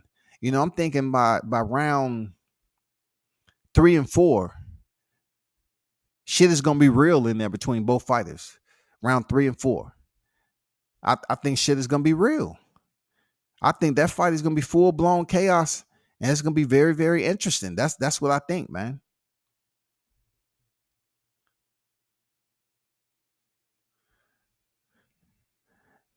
I don't know what you're talking about, Destiny. If you talking about my boy, when did Spence become my boy? I don't know what you're saying. If you talking about you said what I said, I don't know how Spence is my boy. I mean, I don't know. You might be talking to somebody else. You know what I'm saying? You might be talking to somebody else, but I get what you're saying. Spence, nah. But yeah, that's what it is, man. Hey, um, like I said before, man, y'all check out the content. Like the content. Cause a lot of cats on YouTube, man. They know they're pretty much tuning in to what they want to tune in to when I post on IG, on Facebook. But when I actually do shit that's related to boxing, you know what I'm saying, for the fighters themselves and the team, they don't hit the like button, they don't do shit. For me, I consider that to be hating. Real talk. I consider it to be hating because when I show up on people live, if I don't even say anything, I hit the like button. Real talk. I hit the like button. I say, okay, let me hit the like button. Let me contribute. But all the work I put in, man, check out the pictures and know what's good. Check out the videos, the interviews I did. I still need to post up my boy John Scully and my boy Michael Seals. He was on. I need to post up several interviews that I did. I just had to get those pictures out the way. Yeah, but drop through on IG, man. Check my IG out, World Combat Sports. I do have a site. Sometimes I get behind on the site, but I do have a website, worldcombatsports.com, man. Facebook, same thing. You know what I'm saying? I appreciate y'all for pulling up. I'm not going to stay on here too long. I'm going on an hour and a half because the longer I stay on here, I'm going to drop the link. The longer I stay on here, I'm going to drop the link, and then that's when the numbers are going to go up and people are going to go up here and be in the background. And they gonna start goddamn trying to knock on the window. Hey, and you know how you trying to talk on the window and shit, and they breath keep on fogging up the window. They go, hey, let me in, nigga. I see you. You see me. You see me. Let me in, man. I got some shit to say. Shout out to Destiny with the $5 super chat. Much appreciated, Queen. One love to you. Please talk about Jerry Jones buying tickets to our butts in the seats. Like Dion said, man, he has to see a punch being thrown. For me, I have to hear some type of official news if it's coming from Floyd Mayweather, if it's coming from Rick Glaser, if it's coming from Mike Coppinger, Keith Iole, Dan Raphael. I need to hear the confirmation. I need to hear the confirmation before I start talking about anything. And then for Jerry Jones, man, look, I'm gonna be honest with you, Destiny. When I was in Jerry's world up there, I enjoyed myself. I ain't gonna lie. I'm being biased there, Destiny. When I was up at Jerry's World chilling on fight week, I was like, damn, that shit's nice. The surrounding restaurants, the food was delicious, dog. Oh my God. I was like, okay, Jerry, okay. You know what I'm saying? I enjoyed myself at Jerry's World. I'm not gonna lie to you. I'm not gonna sit up there and say I don't enjoy Texas. Man, Texas is the shit. Texas is the shit, dog. Real talk. Not just Frisco, all them other areas that be jumping. Texas is the shit. But thank you very much for the super chat, Destiny. It's much appreciated and respected. I don't like the network ducking the fighters, and the promoters are doing to stall big fights. It's childish. Put this shit on the world of sports and get motherfuckers in the ring. I agree. I agree that Dion, just make the fight happen. But see, they're gonna say this that Terrence Crawford is stalling the fight. They're gonna sit up there and blame it on Terrence Crawford when look, how can Terrence Crawford has all this power? Check this out. How can Terrence Crawford has all this power and you say he's stupid? Not you, Dion. I'm talking about generalizing. They say he's stupid. He left Bob Arum and say, look, they were saying he should come over to the PBC. So when he left Bob Arum, they was pretty much saying, why did you leave Bob Arum? Because you don't have nobody now. You don't have a promotion. So how are you gonna sit up here and negotiate? You don't have shit going for yourself. That's what they were saying. Oh, you're stupid. You was with Bob all that time and he couldn't get you to fight. You signed a raw deal. You hear people lying and shit, right?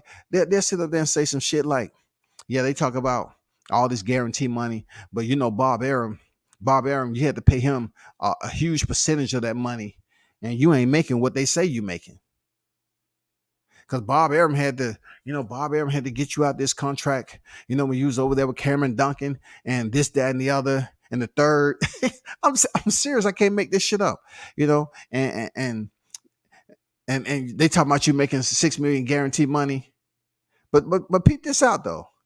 Now I pulled a little thread. You know how you had that little break in the scene, right? Peep how I'm coming with this shit, right? They said that the man was dumb. He ain't smart. He wasn't getting paid the guarantee money that they say he was getting paid. They want to make it seem like Spence was making all this money, right? But peep this out. Why did Bob Arum come out and say he lost enough money to buy a house in Beverly Hills? So therefore, if Bob Arum was getting a huge percentage of Errol Spence's purse, the guarantee money, he wouldn't have never came out and say, I lost enough money to purchase a house in Beverly Hills when it come to Crawford. So what is it there, Spencerholics? Did you come up with this criteria while you was at the bar stool? Or were you goddamn at home and you amongst each other, you say, listen up. Everybody's good. You ate. Your belly's full. Okay, let's talk about this. Let's come up with some content. Because it doesn't make sense. If Bob Arum was taking the money that you say he was taking, then he wouldn't be up here citing that he lost enough money to buy a house in Beverly Hills. Which one is it? Did he lose money? Did he gain money? Was he taking a huge percentage off the top? Or wasn't he? Leon Deck, what's good with it? Said, what's good, WCS? What's good with you, bro? LOL, I understand, but the narrative is Spence is Mr. Popularity, but he got billionaires buying 9K seats. Hey, man. Those of us that shout out to my guy Showtime, man, the best in the game, the UGK of media. You know what I'm saying? Shout out to him, man, doing his damn thing. When it comes down to billionaires, this, that, and the other. Now, peep this out now. I salute him for having Jerry Jones on deck to help him out. I was there when Jerry Jones stepped into the ring for the first time. I was there. For him to get Jerry Jones on board with him, and how big and of a figure Jerry Jones is, Dallas Cowboys. Come on, man, that's huge. But as much as it comes down to how has it blossomed into something just ginormous. How has it blossomed for Spence? I haven't seen the growth that's dealing with all that monetary money. Seriously, I haven't seen it just bloviate into a mushroom, a monetary mushroom. That I'm talking about a mushroom that involves not only Errol Spence, but the people that surrounding him. That boxing is just through the roof over there in Texas. Like all because Jerry Jones, the figurehead, the man himself, the triple OG, you know what I'm saying? Very wealthy. I haven't seen what Errol Spence was able to do. I haven't seen it bleed over into other fighters to make it into something grand. I haven't seen this shit. And to me, that's a problem. Like him being in the same camp as Jamel Charlo, it hasn't helped out Jamel Charlo any. Like Jerry Jones ain't supporting more than one of these cats at the same time. Like, how has it benefited the masses over there when it comes to boxing? That could be something huge because you're talking about a guy like Jones who has the money. I don't think there's been individuals sitting at the table and say, how can this benefit Texas as a boxing footprint by having Jerry Jones on deck when it comes to boxing? How can we make this happen? All I've been saying is, the Spencer Holics getting on here. Spence, he got Jerry Jones in his, he got Jerry Jones supporting him. Jerry Jones saw the potential in Spence. He's in Jerry Jones' pockets. Jerry Jones supporting him. He's selling out the stadium. PSA, he has not sold out that stadium. Okay? Let's stop lying.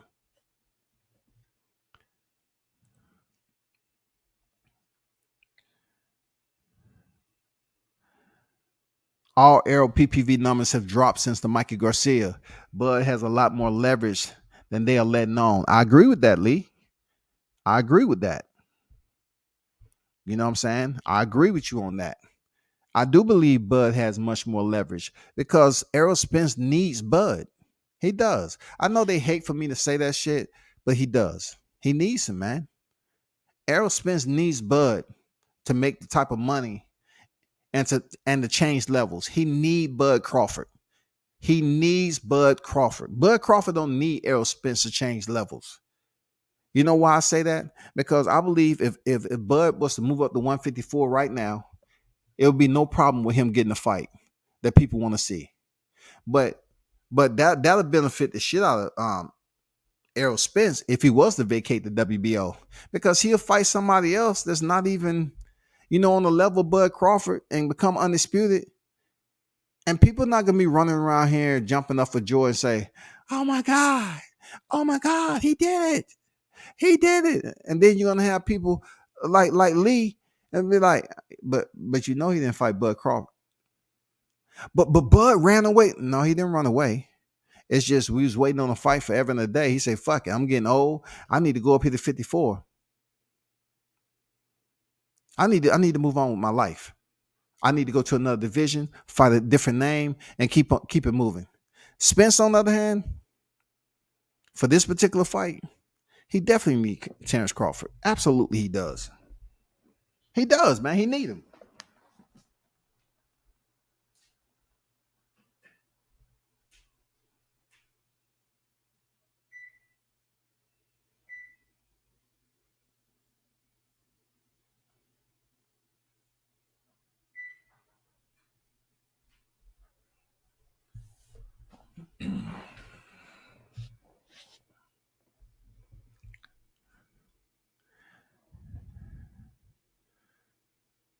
Warren not bound his own ring, side seat.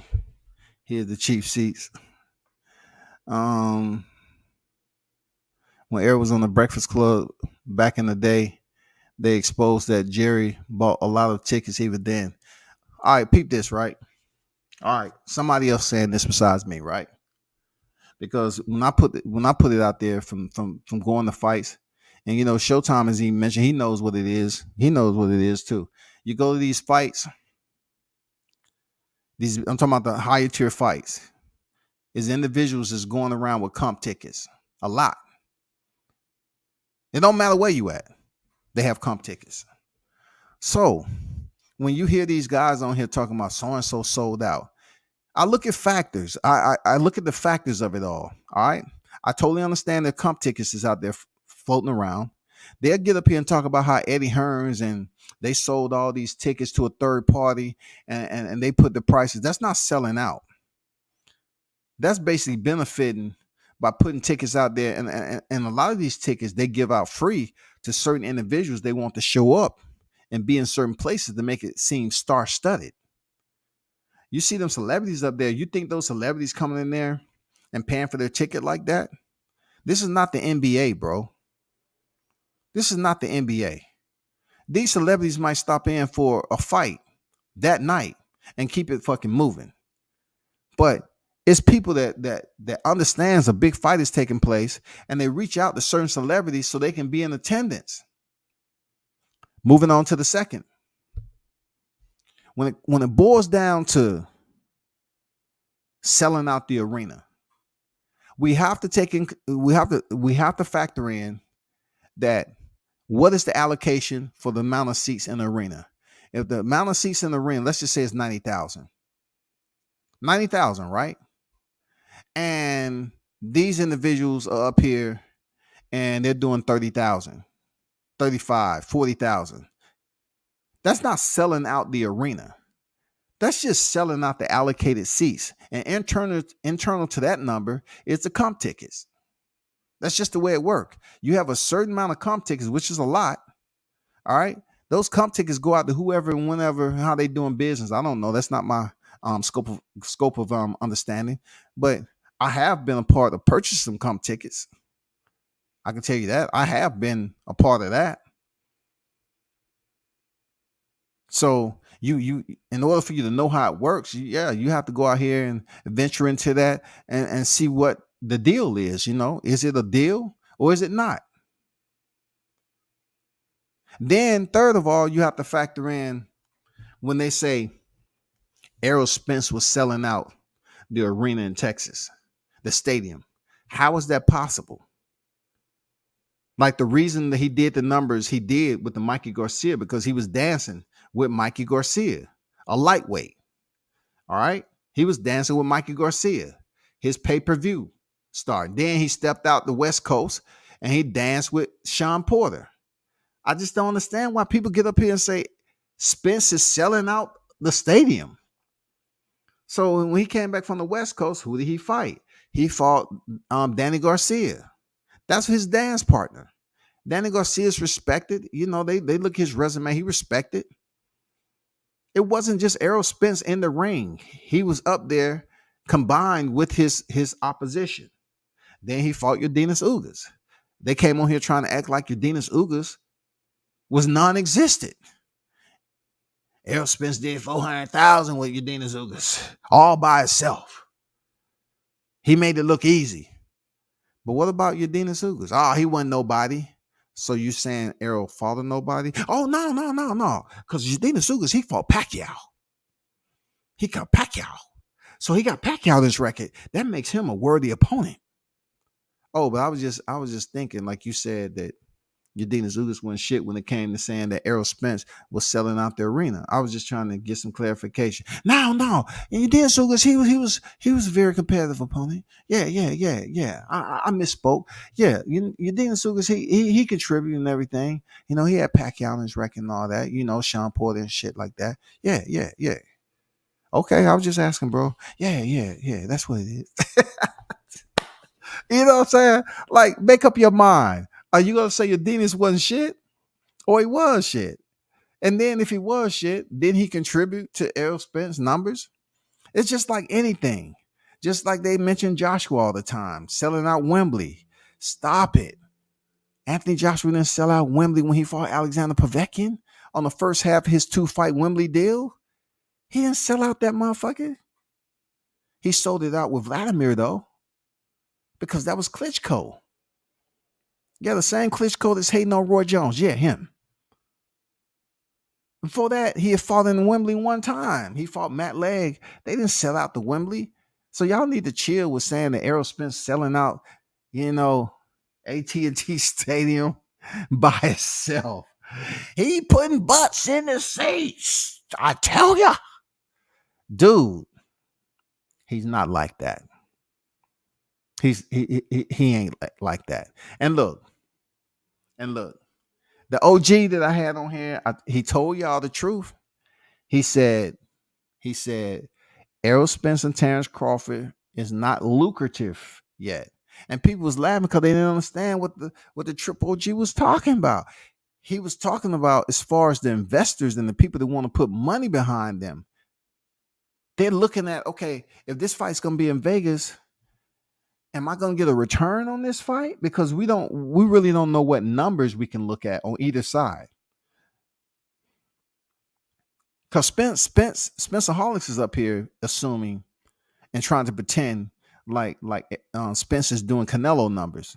So pretty much the lopsided side of the heavy side of the seesaw, they're trying to believe is Spence. And then, Terrence is just on the other side up in the air like, man, come on, stop it, bro. Man, let's do it correctly, man. You know what I'm saying? We're going to play on the seesaw, do it. No, it's not like that. They're trying to make it seem like that he's bringing in the lion's share of the damn revenue, and that's not the case.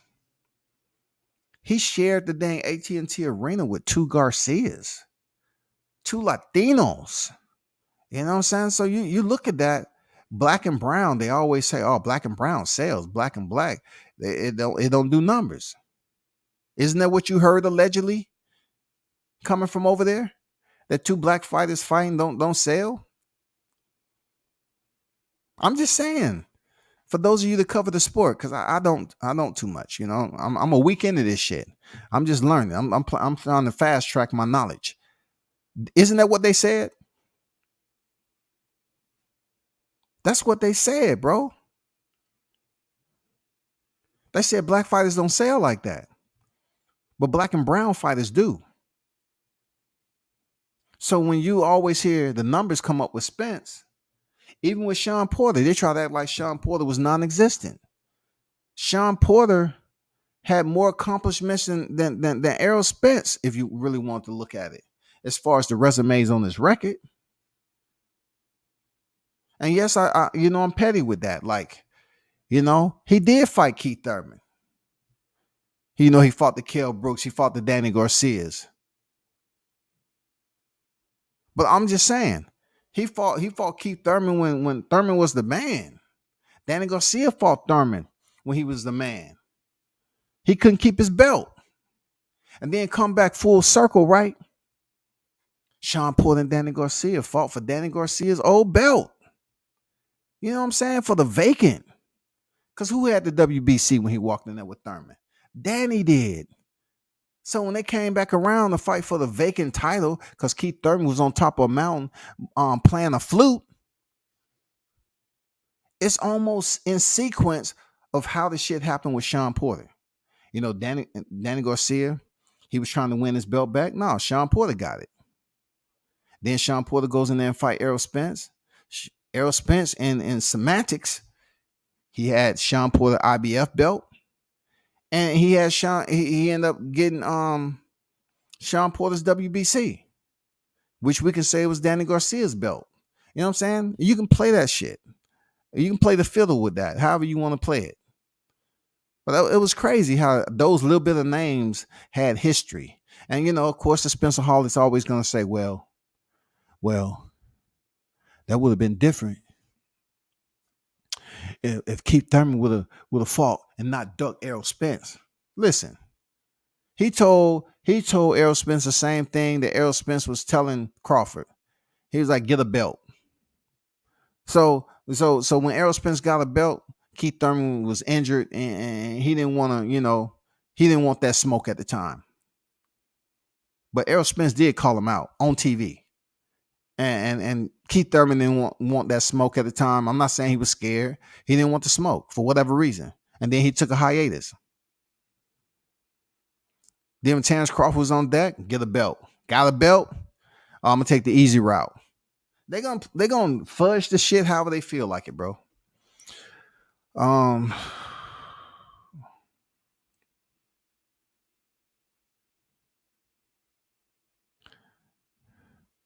did we make it to the time to drop the link for Destiny?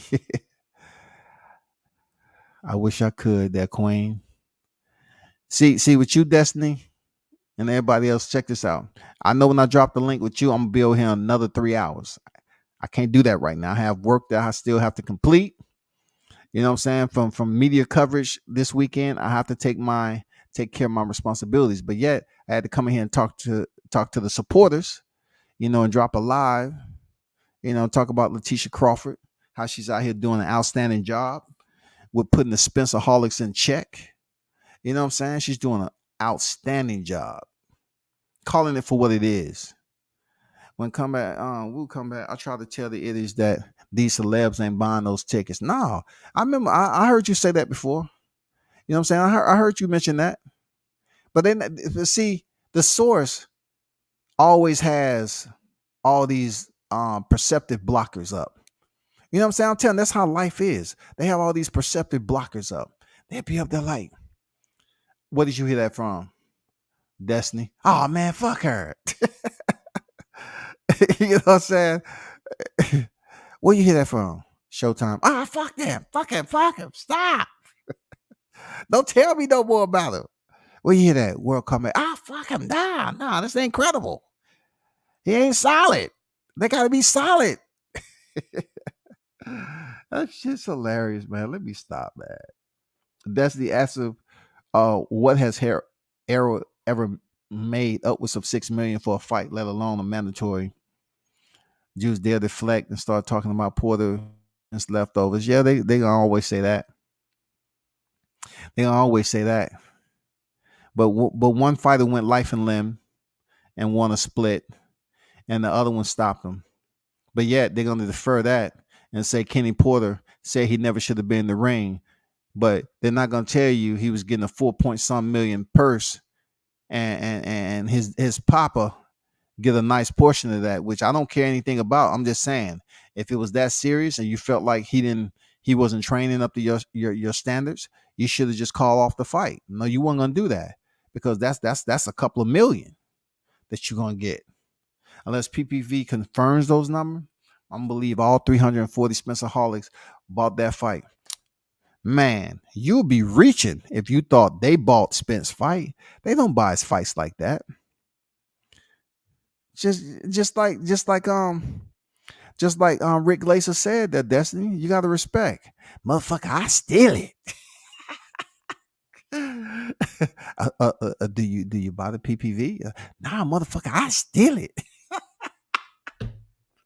Oh my God, that's a classic, dog. Shout out to Rick Glaser. That's a fucking classic. Motherfucker, I steal it. They love that coming down 13 pounds with the injury. Oh, with a 9-month turnaround. Yes, indeed, man. Kell Brook win, but disrespect Buzz victory when Kell was on a 3-fight win streak, man. Dude.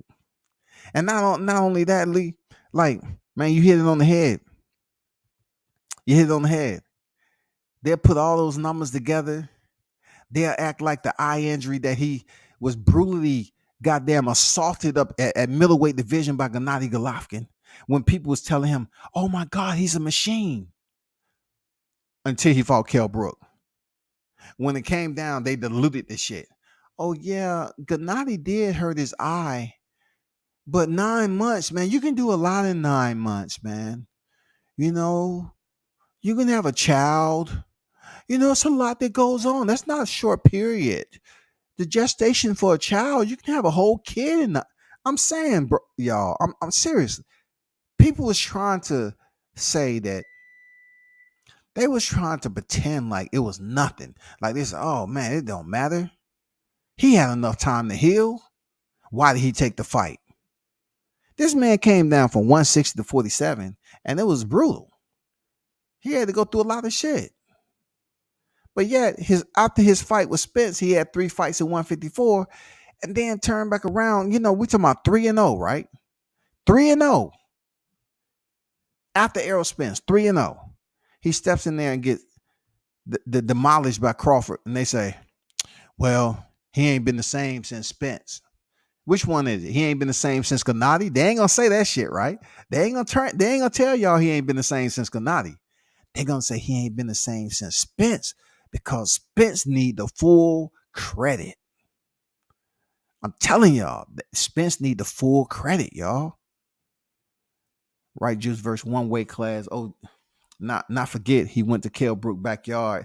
Yeah, they forget Crawford did that before Spence and Ricky Bird. Hey, talk to him. Talk to him. Talk to him.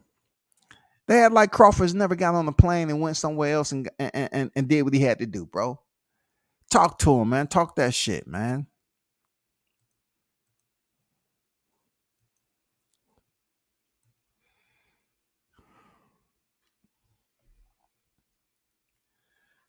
If anything, Porter is Thurman leftovers. Yeah, but Rob, check this out. Shout out to Rob on deck, man. Check this out. That really doesn't. It really doesn't deal with any strict consideration when you talk about Porter being Thurman leftovers. Why? Because Keith Thurman and Errol Spence never fought. So we can't say, like, well,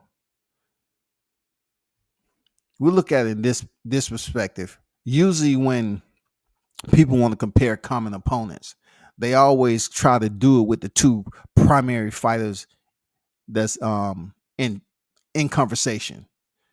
You know what I'm saying? Like Errol Spence never fought Thurman. Terrence Crawford never fought Thurman. But both of those guys fought Porter. You know what I'm saying? So just because both of these fighters fought Porter, it has a drop off because neither one of Terrence Crawford or Errol Spence has fought Thurman when he was really getting it in. So who did it better? We can only go off the commonality of Errol Spence fighting Porter and Terrence Crawford fighting Porter, which is the common opponent of Thurman. But we can't provide any credibility and link it back to Thurman because it would be senseless to say, well, Thurman, he did this and that, went the distance with Sean Porter. We can't do that. We can only basically measure it up from Terrence Crawford to Errol Spence with Porter in the middle. That's the only thing we can do. Who did it better? They fought him at two different times. Of course, Errol Spence fought him first, and then Terrence Crawford. And they always say, well, Errol Spence did it better because, nobody stopped the fight. It went the distance, won a split decision. But Kenny Porter stopped the fight. No, we don't hear that shit. Yeah, Showtime. Motherfucker, I steal it. What do you support your fighter? Do you buy it? Nah, motherfucker, I steal it. Oh my God, that was hilarious, man. That's a classic, dog. That's exactly what they be saying there, Rick. That's what they be saying. They don't be supporting their fighter like that. They be crack streaming that shit. They be cracking it, man. According to the doctor, it's supposed to be a year or more for orbital bone injury. Yeah, man. Talk to him, Destiny. It only if it's not that doesn't that's inclusive to Spence.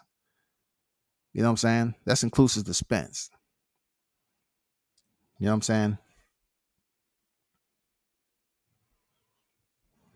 That's not inclusive to Spence, really, because when it came down to Kell Brook and taking 9 months, people just overlooked that shit. Man, come on, you being petty, man. That was close to a year. Just 3 more months, man. Come on, man. That's a year, dog. He was out. Nah, that's not the way it worked. Seriously. That's not the way the calendar works, bro. You can't round that shit up when you got 3 more months in the calendar year. I guarantee Triple G hit harder than Spence. Absolutely he did. Just ask Jim Lampley, dog. We already know. We felt like we was on a different universe when we was listening to Lampley, sit up here and talk about it. Shout out to ETB on deck. What's good there, Keon? I'm here for the I don't know what BPC stand for. What BPC stand for? What is that? The Spencer Hawley Committee? What does BPC stand for? What we do have a Spencer Holic on deck, man. But y'all make sure if y'all check out ETB.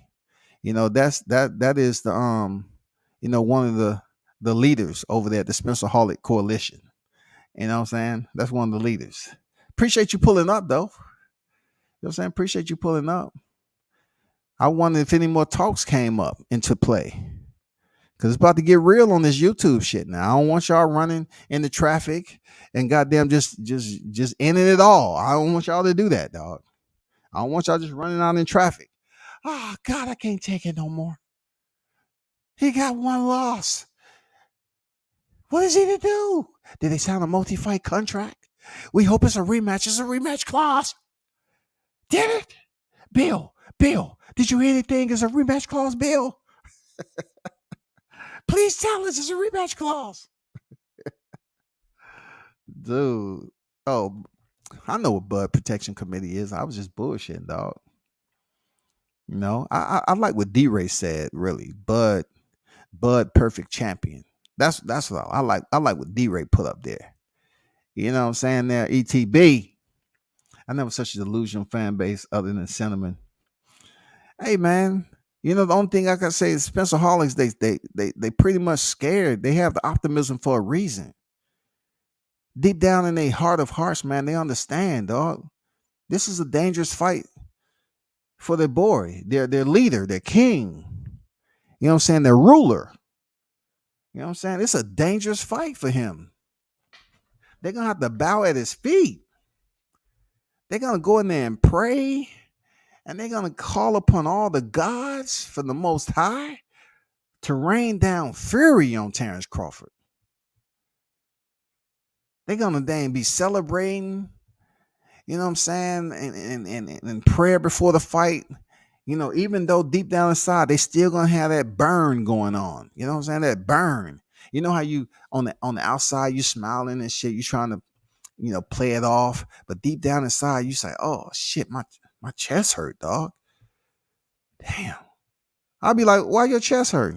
"Oh man, damn, it's this fight, dog. I mean, I feel Bud. I mean, I ain't trying to do this, but I feel Bud gonna take it. I feel Bud gonna win. But my heart is with Spence. I feel Bud. I feel Bud gonna take it though. But my heart with Errol. My heart's with Errol though. Man, I'm having cold sweats at night. I don't know what to do.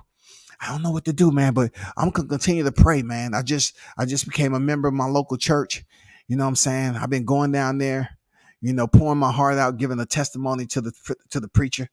I've been saying, Lord, if there's any time I ever prayed to you and asked that you would bless me and answer my prayers is now. Now, Father God, I just ask that you just come down, Father God, and bless us all, and so we can get this win. That's oh my God, man. The Spencer Holics, man, y'all hilarious, dog. The Arrow milk drinkers are low-key worse than Canelo fans. Because at least Canelo has been in the multiple weight classes. Arrow has been 147 for 10 years.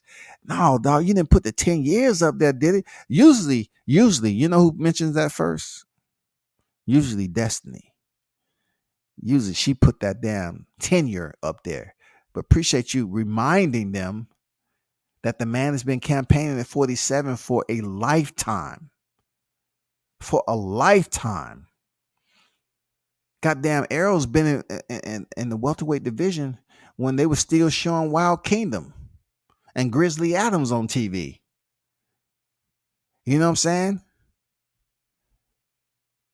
I think Good Times might have been on when Arrow started the welterweight division. Jimmy Walker was still saying Dynamite. Oh no, it's hey man, it's all love, bro. You know what I'm saying? It's all love, dog. We know what it is over here at WCS, though. You know how it is. You know, we one of the realest, truthful, genuine community of individuals when it comes to Bud Crawford, bro. You know that, ETB. You know that, bro. You know we some of the most genuine truth tellers over here. We're not making up fictitious, information to put out there on YouTube. You know what I'm saying? We're genuine. All our shit is authenticated. Real talk. We have a chain of command. The goddamn information is filtered through. We take it to the editors. We bring it to the editors. The editors get a hold to it, and then they send it out. Our shit is authenticated. You know what I'm saying? That's all. Because when it come down to it, man, hey, goddamn final damn release. We send that shit to Showtime, Shaw News Media, and they release that shit out to the world, dog. Solid, dog. Destiny say Showtime, but for real, they're very different type of fans. I believe they'll take a bullet for Spence. You try to say they'll be a hero, huh? They become a boxing hero. They become a boxing hero, huh? It'd be saving Spence all over again. Saving Private Ryan. Shit. Come back. Another thing. I'm tired of hearing about Spence accidents that he caused. You don't hear Bud supporters talking about Bud being shot in the head. You're right. You're right. We don't hear the gunshot to the head unless they're comparing it to the recovery. That both fighters have been in a near tragic incident and they want to compare them together. The only time I've heard it several times, but they'll compare it in a sense that, the Bud ain't no damn saint either. He was shot in the head, so he ain't no saint. Man, come on, stop it, bro. Come on, stop it. 227 was still showing new episodes when Spence got on there. For real, man. That shit, the Jefferson was still playing when Spence was in the motherfucking started the damn welterweight division. Moving on up to the top. Fred was still saying, Elizabeth, I'm coming to you for real. Shout out to Fred Sanford. Dang. Lamont, let me tell you, Lamont, come here, you big dummy. Come here. Shout out to Red Fox, man. God damn. Y'all bringing up some gems, man. Some good shit.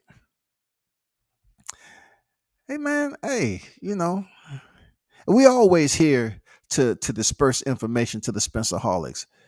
You know what I'm saying? That's all. We here for that. Whether it's in a styrofoam cup or a goddamn shot glass. However, we here to basically provide this media information however you feel and so desire. You know what I'm saying? We work together on that shit. That's all. We here to basically oblige the Spencerholics. You know what I'm saying? It can be the red cup, the styrofoam cup, or the shot glass, or the Crown Royal glass. However, we're gonna give you, the information. And like I said, if you saw what Latisha said, Latisha, this was to the Spencerholics, man. Real talk. Latisha Crawford. This was for the Spencerholics, man. Real talk. That was for y'all. That was for y'all, brother. You know what I'm saying? That was strictly directed towards y'all. Real talk. Showtime said, D-Ray, appreciate you, my guy. Give a big shout out to Showtime for doing the damn thing, man. Team Tucker. You know what I'm saying? Team Tucker did the damn thing this weekend, man. 8 victories in. Hey, appreciate the ones that's in the chat that basically supported the media that was coming out from NYC. It was lit over there. It was litty. You know what I'm saying? It was litty. You know what I'm saying? Yeah, we had a main event, but goddamn it, there was a lot of people telling me down they thought H.A.T.E.R.S Tucker was the main event over there. He had too much media that was on the timeline. You know what I'm saying? He had too much shit that was floating on the timeline on the surface. They were saying, it's Jihad? There's no way. He's 7-0. He can't be the main event over Beterbiev and Joe Smith. What's going on? Why are they not promoting him? Why are they not promoting the main event? Somebody should put some some cuffs on these guys who's just putting out media over there. That shit was hot. That shit was hot, man. To be Secret Service suspense, aka the bodyguard Kevin Coders, Destiny Black, he was. B.I.G. on deck. What's good with it, bro? Kellen's the number one aerosexual. Hey, man. One thing, look. I know Keon be coming at me. I just leave it. I just let my words do. You know, when it comes to the Spencerholics, he already know. He already know, man. He already know. He already know what it is when it come to me and talking about Spence. He already know. They know over on that side of the street. They know. They know for real. Just like Shawty Low said, they know, I know, they know. Shoot, you get no play in GA. No matter what you say, you get no play in GA. Y'all know what it is. It's a bad habit. I pray for their speedy recovery.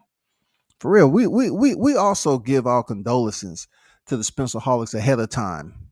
You know what I'm saying? Because it's always good to pre-wrap those special gifts ahead of time. And that's what we're trying to do over here um, with the Bud Crawford Society. We're trying to, be proactive and give our condolences ahead of time. Because from what we're hearing is that the fight may potentially be made in 2022. So we've been trying to just basically come up with care packages and health and comfort items and certain gifts to help these people recover. You know what I'm saying? And I really hope it works out for them. We're going to deliver it to the undisclosed location. Just wait until the fight is official. And once, fight week is upon us, we're going to send those care packages and gifts out. And, you know what I'm saying? We're going to send some, some choir members to these specific locations. We have a budget. We're going to send some choir members out there to sing, a song. You know what I'm saying? A farewell song. You know what I'm saying? That's all we can do. We just want to show our gratitude. And we're going to send some choir members out there to sing a farewell visual before this massacre take place. That's all. I mean, come on, man. At least we're giving. It's going to be damn near close to the holiday season. We talked about this already. We just want to be in the holiday spirit. We just want to provide you all with some love in the boxing community. And when somebody's down and out on their back, staring up at the lights, what do? You pick them back up. God damn it! It may not be physically putting your hand out there, but from a distance, you can yell, "Get the fuck off the canvas! You got knocked the fuck. Get the fuck off the canvas! What are you doing? Get up!" That's all you can do. You can encourage them. It's by telling them that you're encouraging them to get off the canvas. Even though the fight is over, Terrence Crawford's already up on the damn third rope, waving to the crowd and shit. You know what I'm saying? He's already, on TV is becoming undisputed in the second. You know what I'm saying? I don't want to do all that, but I'm just telling you, that's what we're doing over here. We're trying to pre-plan, get these damn gifts together and everything. See, can we catch a sale at the package store? We just want to make it right within our hearts. All right, people? From us to you. All right? From us to you. We're going to get you that special eggnog that you requested. It's a little bit more, You know what I'm saying? You know what I'm saying? The proof in that eggnog just a little bit more than average. We're going to get that eggnog that has like 60, 70 proof in it. You take that shit to the head, you really going to get that hit. It's a bad habit. I pray for their speedy recovery. ATB coming back. BIG said, "Get off my, who is you? Get some business about yourself." Hey, that's one thing about ETB. He going to absolutely return fire. You know what I'm saying? He gonna return fire for real. But you know it's good you over here behind enemy lines there, ETB. You know what I'm saying? It's good you behind enemy lines. You got the primary players on the battlefield. You got some players out here. You got some soldiers out here on the battlefield there, ETB, for real. We turned it up, media market aging the sauce. Yeah, man. You know, shout out to Showtime. ESPN titled him the media market agent when they was going around and doing media for Jahad Tucker. You know, he's amongst other things. But like I said before, man, appreciate you hooking up and linking that suite up for a brother.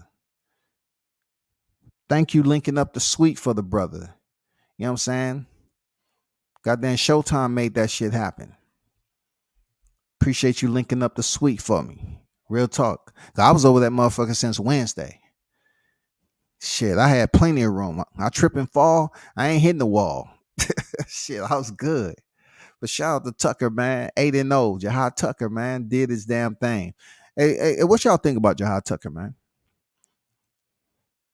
What y'all think about that young warrior? Y'all please direct all Spencerholics to AA so they can detox. This is what I'm trying to do, Destiny. That's what I just said. We're trying to, get the gifts together, get the care packages all wrapped up. Because if this fight is indeed this year, we want to make sure we already have our shit together. You know what I'm saying? And it's gonna be the holiday season too. It's gonna be crazy. Come on, man. The festivities is gonna take place in celebration. H.A.T.E.R.S Crawford side. I mean, it's gonna be a lot of changes on YouTube. Let's see. There's gonna be people shutting down their channels, renaming their shit. Talking about I'm starting off fresh, man. I just can't take it. I'm starting off fresh. I deleted all my subscribers, man. If y'all really fuck with me, man, y'all gonna return my new channel. I redid the name, man. I'm starting fresh, man. I just can't believe. I'm just in awe right now, man. I just don't know what I witnessed, dog. How can he do that? How can he stop him like that, dog? We just seen Yadina Ugas. I'll be like, man, I told y'all not to go off that Ugas fight. I told y'all not. And goddamn it,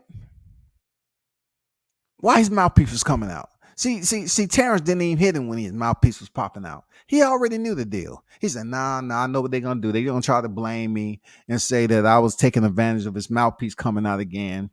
Because how can you be on the second fight from recovery and you win a mouthpiece when man, come on, I'm not even gonna go there, man. How?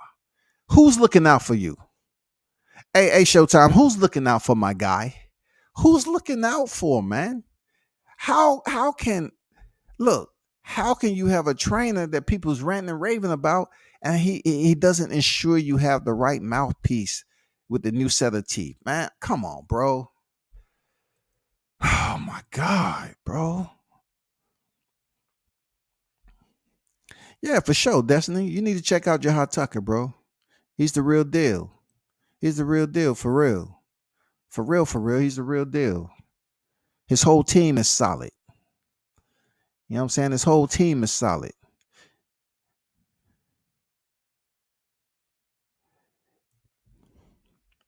Yeah, hey, I know. Hey, one thing I say, I know why ETB is over here. Same thing when I'm in his chat. His people be on me. You know what I'm saying? So I don't take it any different. Like you coming over here, ETB, they gonna be on you just like they on me over on your side of the street, bro. That's all it is. I'm not gonna micromanage him. Like, bro, don't let me start naming all people in your chat to be going ham on me, dog. I don't think this shit personal. They just going in on you, dog. It ain't that personal. Just like when I'm over on your side of the street, bro. I ain't come here to finger wrestle in no comments with old washed up. Hey, man, you know how it is. Like, hey, I'm telling you, man. I've been there, When I pull up on the ETB Avenue, man, they already ready. Oh my God, WCS over. Oh my God. Why you ain't live, dog? Go on your shit, dog. We already know how that shit work. WCS is gonna be a funeral. I got my suit at dry cleaners now. Bro, Look, let me tell you, Lee, don't wear no suit. You have to wear comfortable clothes to celebrate. No, no, no, no, no. We're gonna go there. It's gonna be a two-part deal. You go there, show your condolences, then we're gonna leave, and we're gonna go to the spot where everything's gonna be popping. RSVP only. It ain't gonna be no sometime he like, nah, bro, give me a chance, man. I made a fucked up choice, dog. My heart, man. I was going for Bud, but my heart was with Spence, dog. I don't know, man. I just come on, bro, let me in, man. Let me in. What y'all drinking in there, man? Come on, just let me have a sip, man. It's just calling me and calling me, man. Come on, man. Just give me a little sip, man. It's calling. It's calling me, dog. That must be sound like Pookie up in that motherfucker, dog. That's just calling me, man. God damn, that's fresh too. That's just fresh out the bottle. You just cracked that open. Yep, yeah, you're right, man. You good. Come on, man. Just let me in, dog. I ain't gonna bother nobody, dog. I ain't gonna bother nobody. Oh my God, dog. Stop. Destiny Black Jahai is 19, the face of ESPN plus the next 16 months. Yeah, man, Jahai, man. Dude is a soldier, man. He got, I'm telling y'all should pay attention to that 8-0 guy. Listen, peep this out. And this for ETB too. This ETB. There's no reason y'all shouldn't be talking about Jahai Tucker in the welterweight division now. Because he said he want all the smoke, that ETB. He want all the smoke. He ain't hesitate. He want all the smoke. That means all the top names at welterweight. All the smoke. Now, I feel that we shouldn't be so choosy to sit up here and with David Morrell, who has 6 fights. When y'all talking about he should fight David Benavidez, then Jahai Tucker, he has 8-0 now. Y'all gonna say, well, he's not ready. He's not ready. I know he's been fighting on TV since his debut, but he's not ready. Why not? They want the smoke, bro. They want the smoke. Real talk. They want the smoke. Well, everybody that's up there, whoever it may be.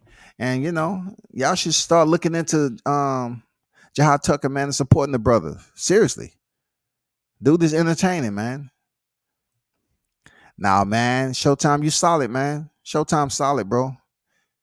Like, I'm gonna put it out there. Nobody can convince me he ain't solid. Dude, he has a lot of moving parts and play a lot of different positions for that team.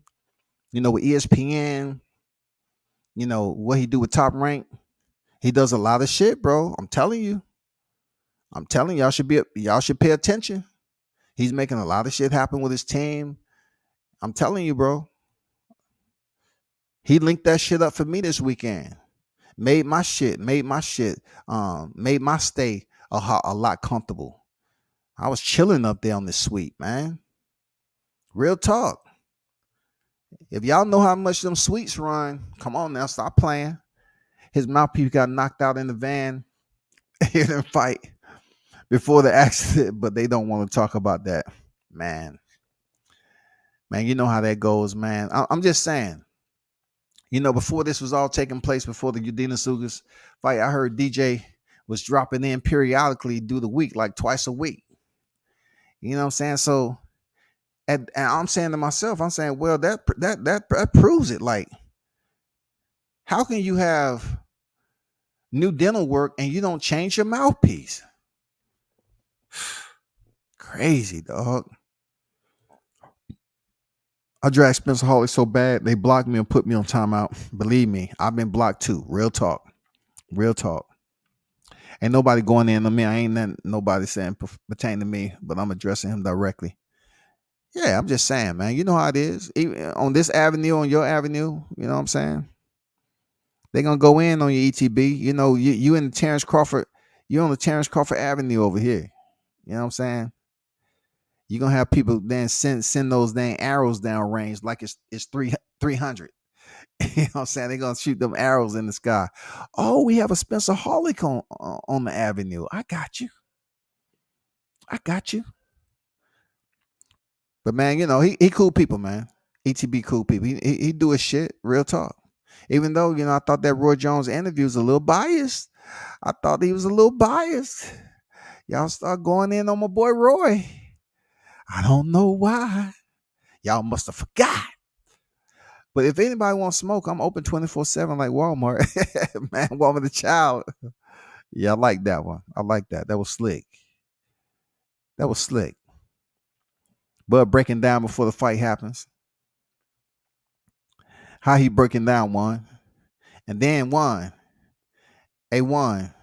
You probably over here on the ghost account. You probably want to ETB, on the ETB committee. I ain't never seen you over here before. You come on here with Juan Romo. You probably a brother. Your name probably Jerome. You know what I'm saying? Your name probably Jerome, for real, for real. You know what I'm saying? You come in here with Juan Romo.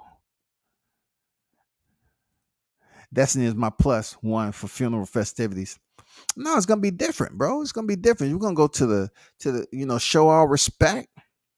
You know what I'm saying? Because when you pull up in limos, they allow you to, have a sip in the limo. So therefore, we'll probably already be indulging in celebrational,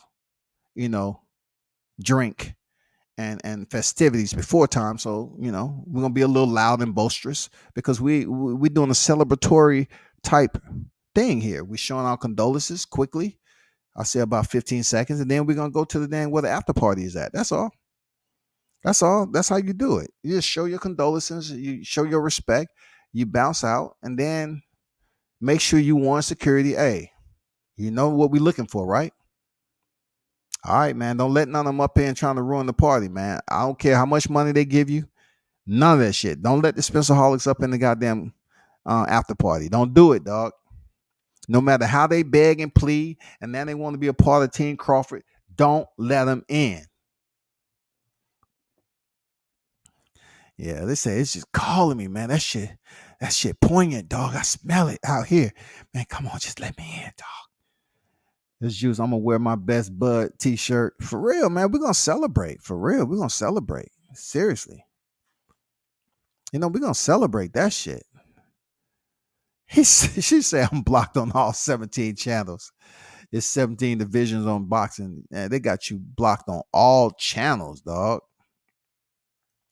Man, I would ETB. Real talk. Destiny told me the same thing. Look, if I drop this link, dog, it's gonna go haywire in this motherfucker. And then I'm gonna be on here for another 6 hours, dog. Oh my God. This shit is gonna go left quick, especially with Destiny in the building.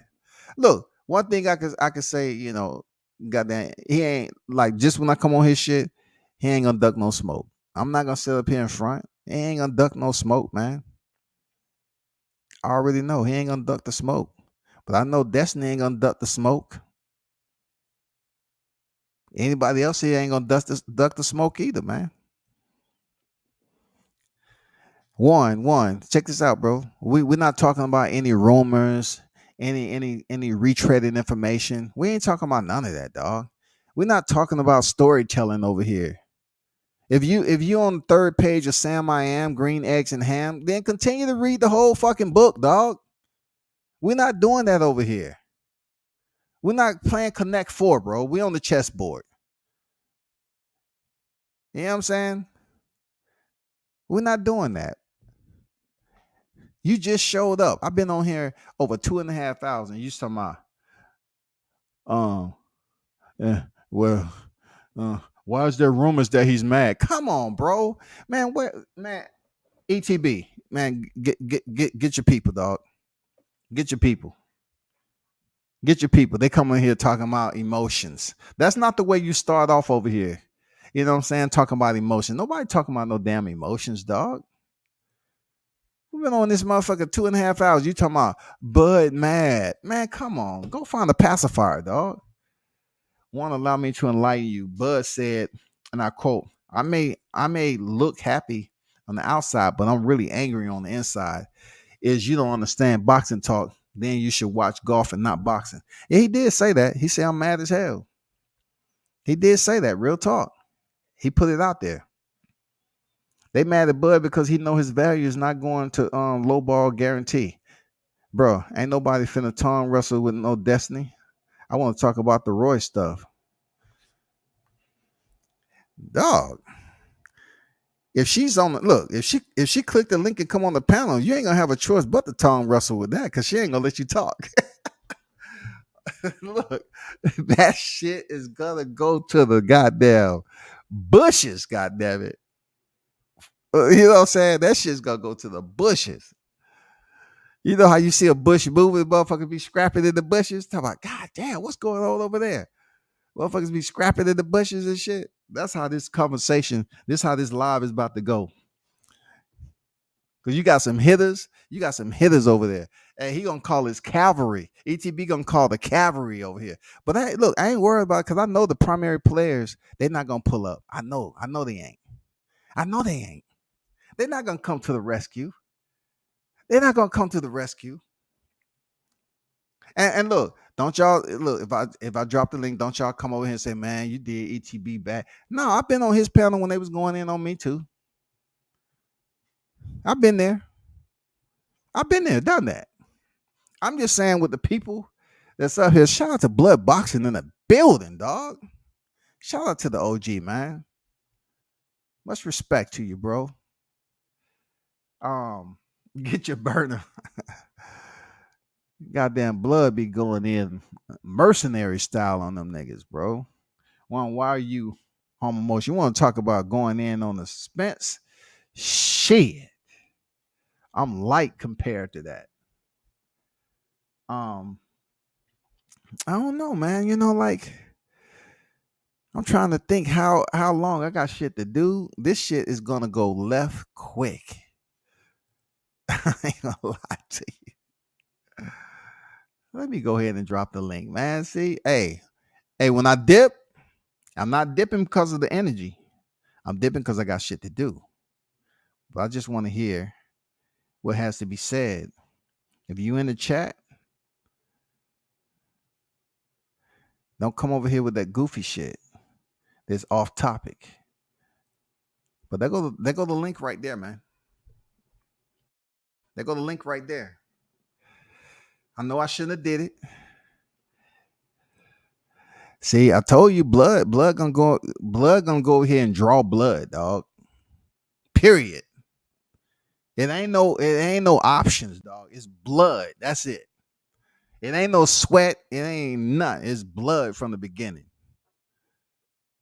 For real.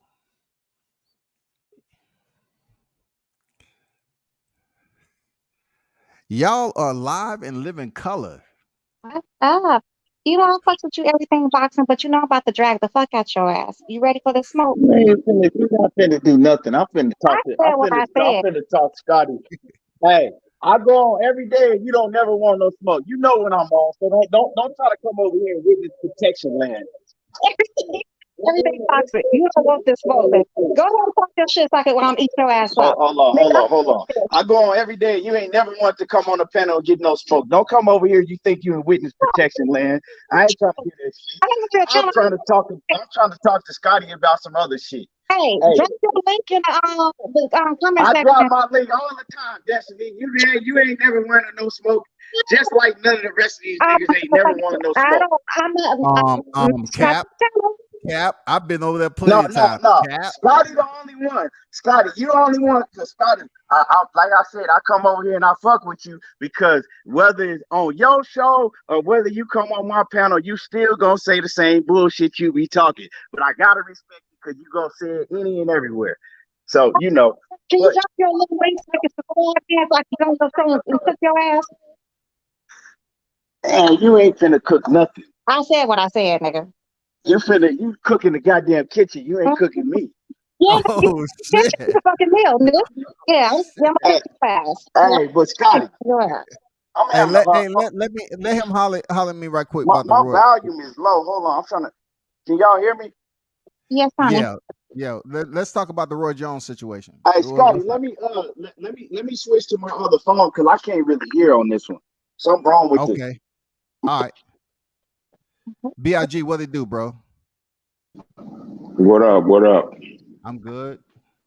I'm good. So y'all keep cooking, man. What's good? What you got, bro? What's up, Oh big? no, What's up, big oh P? no, what up? I was just up here with her. I just came up here with her, Hey, just in case. yeah, I appreciate y'all pulling up, man. You know how it is. You know, we have the Spencerholics that wander off. They took a wrong turn.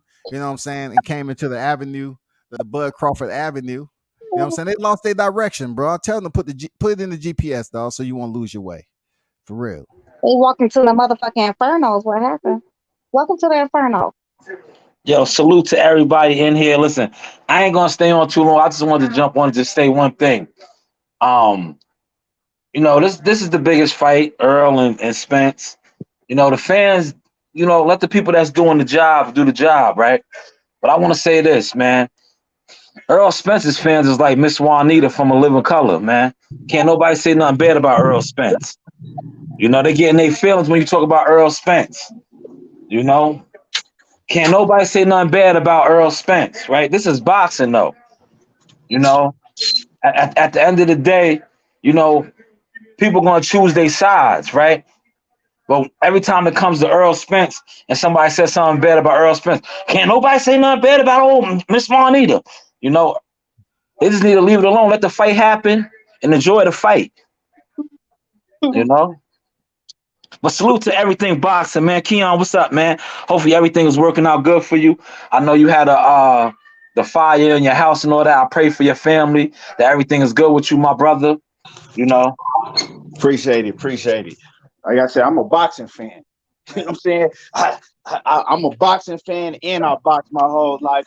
I was a boxing fan before Errol Spence was in boxing. Before I knew anything about Errol Spence, I'm gonna be one when Errol Spence retired. So, I don't really care about none of that, you know. But Scotty, now what I do care about is don't try to put no shit on me with Roy Jones. You gotta watch the whole video. I ain't say nothing bad about Roy. If you But you listen was to asking open-ended questions, though. huh? You was asking open-ended questions, though. What you mean I'm The asking Errol any Spence, question? the Errol Spence. You was asking open-ended questions about what Roy said. Elaborate on that. When you was talking to Errol Spence, one of the only interviews I seen you in the company of You Errol talking Spence. first of all that no, I did a couple interviews with Errol Spence. But so but you talking about when I told Errol Spence what Roy Jones said, Yeah, I you mean, was I snitching. played both of the videos back to back. So I mean, that shit common sense. I played both of the video. I played what Roy Jones said, and then I played what I told Errol Spence, and it was verbatim. I told Errol Spence exactly what Roy Jones said. So I don't see what the problem is. No, I never said there's a problem. I was saying that you was over there, asking leading questions to freaking Errol Spence on what Roy said. And if I Errol wasn't Spence asking. I didn't listened to ask. social media, Wait, hold, listen, hey ETB, hey, if he listened to social media, he would already wait, know wait, what hold on. Roy Jones said about him. No, no, Period. hold on, Scotty. No, he wasn't gonna listen to it because I'm the one that did the interview. So he wasn't gonna see it unless he saw it on my channel, right? And that shit was years ago. So I just reposted it, right? But with that being said, you know what I'm saying? With that being said, I didn't ask him nothing. I told him what Roy Jones said about him. It wasn't. Yeah, I said you was snitching. I told him what Roy Jones said. So I said you was snitching. no, it ain't no snitching. If the man said it, he said it. Yeah, but you went over there to Errol Spence snitching on what Roy Jones said. Fuck It you was mean? public record. First, It was first of public all, record, bro. first of all, you ain't in the streets. Ain't now one of them niggas in the streets. So y'all don't know nothing about no snitching. Let's get that shit cleared in the first. Who ain't in the streets? Hey, look, you don't have to be in the streets for motherfuckers to You snitch feel now. me? You feel That's me? so You can dumb. you can be on YouTube. You can be on YouTube. There's a lot of So, snitching motherfuckers on YouTube. so it wasn't nothing about snitching. I told him what Roy Jones said that he felt about him. And that's just what it is. Now, as far as Roy Jones, I fuck with Roy. That's my favorite all-time fighter. Yeah, Man, and I let seen a people lot know. of hate I let coming to people know Roy all the on time. his Hall of Fame weekend, man. There's a lot of hate coming his way because he wasn't, some people felt that he wasn't giving Errol Spence his just due. And Well, I seen a lot of crying and whining over that motherfucker.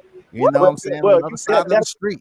But well, that's on everybody else. Like I said, I only can speak for myself. I'm one man. Yeah, I know you But got the pictures. You had the pictures up. I know. Yeah, but absolutely.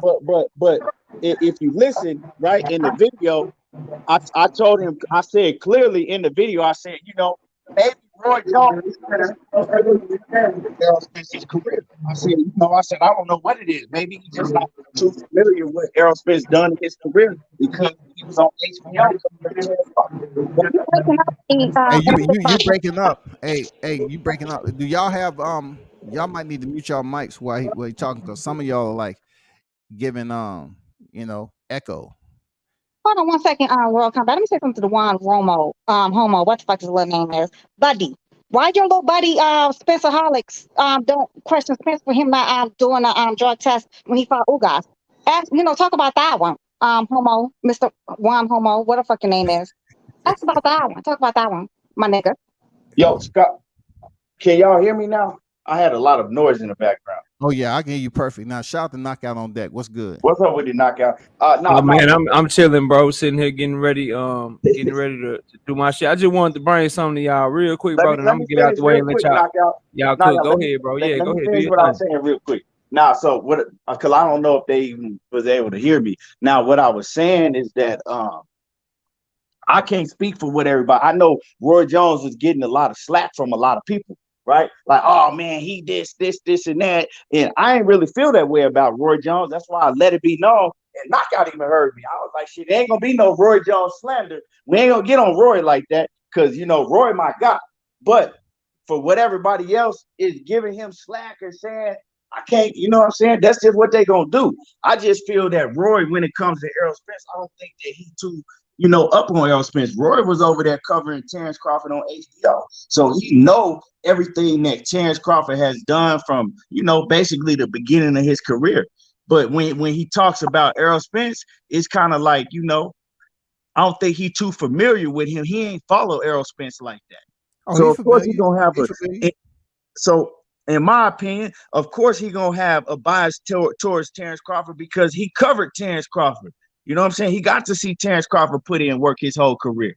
Okay, can I say something real fast? Hey, I don't consider the bias there everything. I just feel that he knows he was Well, in the that's your ring opinion. and he has That's your knowledge. opinion, just Absolutely, it's like all about opinions. It's all about Nah, Scott opinions. is It's all biased, about bro, and opinion. I'm gonna prove it to you. And It's Roy biased. Jones, look, check this out. And Roy Jones, he stepped in the ring, he competed, and you know what? He has his opinion on Errol Spence. He has his opinion on Terrence Bud Crawford. Go ahead, Them knockout. is all facts, bro. I'm just gonna bring this, then I'm gonna get out y'all way because y'all got a good drug cook test going. last fight against fucking Ugas. You're motherfucking welcome, my nigga. Go read it for yourself, you dumbass. Take your homo ass over there with the rest of the fucking Spencerholics and go read something so you can learn yourself something. You're fucking welcome. Continue on, Mr. So Knockout. so let me say this just real quick, y'all. Like, so I would think that everybody up on the panel, we all consider Roy Jones an all-time great boxer, and we all know that Roy Jones know his boxer, right? His boxing, right? Yeah. Go ahead, man. So he know his boxing. He know boxing like the back of his hand, bro. He got a great boxing mind. So either A, his boxing mind ain't as good as we think it is, or B, he got something with Errol Spence, because ain't no way anybody objectively, bro, like just looking at two fighters in the ring objectively, fighting with fighting styles and shit, there is no way that somebody is going to pick Mikey Garcia to beat Errol Spence, then pick Danny Garcia to beat Errol Spence, then pick Terrence Crawford to beat Errol Spence, all three back to back, unless they either A, don't know what the hell they looking at in the ring, or B, they got something with that man, bro. Because you might pick Okay, pause Bud for to a beat him. second. I got you. Hold on, I I'm got you. gonna be done, Scotty. Let me finish, Look, and I'm check gonna this be out. done, Hey, bro. I got you. I'm not gonna be long winded. You're on the other side of the street right now, knockout. You gotta No, I know. understand I that. just want because I gotta But go, check bro. this So I out. just Check wanted to this out finish my though. whole If thought, you're then gonna I'm use out the that, way. no, I'm gonna get back to you. But if you're gonna use that scenario, then we can say the same thing for Antonio Tarver, who beat Roy Jones, right? Antonio Tarver picked George Kambosos to beat Devin Haney. So you can't Facts. that shit you just talked about don't make any sense because Antonio Tarver picked Kambosos to fight the beat Devin Haney. And that Yeah, was a lot. he's also picking Bud to be Earl. And the first thing that came out of his mouth is because Bud remind him of him, which is a lie. Bud is a much better fighter than him, much more creative, and he ain't pop dirty for steroids. So again, bro, like we were talking about Roy See, Jones. That's why I didn't bring up. That's why I didn't bring up Antonio Tarver. But my overall point about Roy Jones is this: that man know his boxing, bro. I done heard him commentate. I see how he training Chris Eubanks Jr. He know his boxing. You might pick Bud to beat Earl. That's cool because Bud is a damn good fighter. You might even pick Danny Garcia to beat Earl. That's cool because Earl was coming off of a car wreck and nobody knew what he was gonna look like. You might pick but Mikey you have to Garcia agree his Earl, resume, wasn't fighter all at the that. Though. time. But there is no way in hell that you pick all three of them to beat Earl back to back to back to back unless you got something with that man, bro. Point straight No, that up was and just down. his Like opinion. it is what it is, but that's all I got, bro. That's all I got. I just Errol wanted to say Spence, that real quick, man. Errol Spence can do no wrong, man. But you know, to some people's eyes, he might be overrated. Before he fought Sean Porter, he didn't have nobody on his resume worth anything. You know that before he stepped in there and say, okay, well, you're gonna fight Mikey Garcia moving up for 35. They might have seen something like Mikey seeing something. I'm just saying, dog. Like And they then might have seen something like you don't Mikey think seeing his something. boxing brain is good enough. It's like, damn, I thought I saw He's something with smart. Mike. So he saw something with Mikey that Mikey saw, but then he saw Earl whoop Mikey ass. But then he saw something with Danny Garcia too. But then he picked Dan, like bro, let's be he clear. never Errol picks didn't that whoop man, Mikey's bro. It don't ass. matter. I think Earl could fight. Errol didn't I whoop didn't Mikey's see ass. I didn't see who Roy Jones picked in the Earl Spence Udenis Ugas, but I'm sure if somebody went and found the tape, I'm pretty sure he had Ugas winning that fight too, bro. If I had to guess. Yeah, I mean, he's just giving his subjective opinion. I don't think it's his objective and opinion, it's though, is what innocent, I'm saying. it's genuine, and he's a Hall of Famer. So a If Hall of that's Famer his is giving objective opinion, if that's his objective opinion, then I would argue, bro, he don't really know boxing. And I think that's just disingenuous to say that, bro. There's no way you can there's no way you can look at those fighters, bro, and think just like if you looked at those fighters, bro, there's no way you would think they could do anything with Bud, bro. No way, like if you put Bud in there with Mikey Garcia or Danny Garcia, there's no way that any of those guys could do anything with him, bro. There's bias in life. There's bias in life. Hey man, period. it's cool. I mean, that's just my opinion on it. But shout out to Roy Jones. Y'all biased about what y'all say about Errol Spence, and you know, what have I said? What have about you ever heard me say that's biased, bro? It's bias all over the place, man. You know what I'm saying? Not really, bro. Don't come on here acting like y'all saints now. Y'all got that bias. I ain't no saint, but I'm fair. I ain't no saint, but I'm fair as shit. Okay, come back. The question is, so all those Hall of Famers that picking Bud to beat Spence, they all must have came together and had like a hateration for fucking Spence. That don't even sound right. No, not all of them. Not. I would just say, give me a reason, bro. Like when you, cause see, I like to break shit down. So when you pick a fighter and shit, when you say somebody gonna win, don't give me shit like, oh, he remind me of me. Well, no, he don't, Antonio, because number one, he can switch. Number two, he's much more creative, and he's always been a better fighter than you. And you a dirty ass fighter, bro. Get the hell out of here. Ain't nobody trying to say that. Ain't nobody trying to hear you compare yourself to Bud. It ain't about you. And then if you Roy Jones, like you know too much boxing, talk about, well, we don't know if Spence is the same coming off of that accident. I'm just asking, pick who you pick, bro. That's like true. Pick who you pick, bro. But give me a breakdown, like. Why in the ring? Is it because you think Bud is more creative? Do you think that his southpaw stance is gonna confuse Spence? Do you think he's gonna catch Spence coming in? Break that shit down, bro. And you got to catch him or some whatever way you got to catch him, and you got to ask him those questions. Just like ETB, he had the opportunity to run into Roy, and he asked him the questions. You got to ask him the questions, bro. You got to ask him point blank to his face. You know the questions. But if you know, I would just say this, bro. If you a boxer, fam, like if you a boxer, just like they do on everything. If you a boxer, you got the key to the city, bro. Like you live the shit, you did the shit. So why should fans have to ask you for like a breakdown? You don't have to do that shit in another sport. Like give the breakdown, bro. Like Mikey, like he probably bro, like I need y'all to understand this, bro. Ray Leonard is one of the top 10 at minimum. I don't know where people got him, but at minimum. If you don't have Sugar Ray Leonard as a top 10 all-time fighter, bro, you don't know what you're looking at. Sugar Ray Leonard is a top 10 all-time fighter. And he picked Mikey Garcia. He picked Mikey Garcia to beat Earl. And they asked this man why. An all-time great fighter like Ray Leonard. All he could give us fans was because Mikey is Mikey, bro. I'm just asking for a little bit more information, Scotty. That's all, bro. Give me more info. Roy said that Bud had more tools in the toolbox. How much more information do you need than that? I didn't hear that. I heard him talk about the car accident. I did. He said he had more tools in the toolbox, and talk to me about the tools, then, Roy. Tell me about the tools. What tools? Look. If you ask me that knockout and you tell me about the tools, I'll say, well, you say you know boxing, right? So I don't have to tell you about the tools. You can just read in between the lines. I got you. I just leave y'all with this. What they say about you if you got to use all your tools against this lesser opposition you've been fighting? And what that say about when Hey y'all man, talk about he haven't used hey all his man, good tools? luck. He's still I'm taking 38 all. and 0. I'm That taking knockout. all bets, Scotty. He 38 Scotty, and I'm 0. gonna have your ass. I'm gonna have your ass in He shape, 38 Scotty. and 0. I'm gonna have your ass in shape, Scotty. Hey, he 38 and 0 knockout. Hey, I'm gonna have you in shape, bro. You know what it is, We bro. good. I Hey already man, got but knocked now out by real that talk, I bro. don't even think I Much lost my love first to you, one. man. Much love to you. Salute to the panel, man. And you keep doing your thing, bro. It's nothing but love. I'm just talking a little For shit, sure, man. For sure. Handle your Y'all business. boy be easy, man. Y'all hit this man like button, subscribe to his channel, all that good shit. I'll be out, Scotty. Take it easy, bro. For sure, man. ATB, you still there, bro? I'm unsubscribing. Hey, okay, do unsubscribe after this though. Hey, you good with my boy Showtime, man? He's solid, bro. Y'all Huh? good? You What's good up? with my boy Yeah. Listen, Showtime? I want to say this. My name is Shalom Jones, marketing media agent. When it comes to Roy Jones and that whole Team Spence thing, right? I remember Derrick James doing a couple of interviews, right? And he was slandering Roy. Mm-hmm.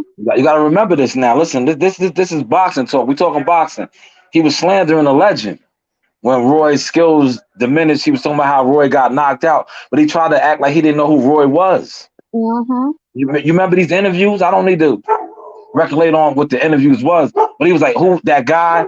I remember this guy. He lost his skill set and he started getting knocked out. Do y'all remember when Derrick James was doing those type of interviews? I do. I surely Yeah, I do. remember.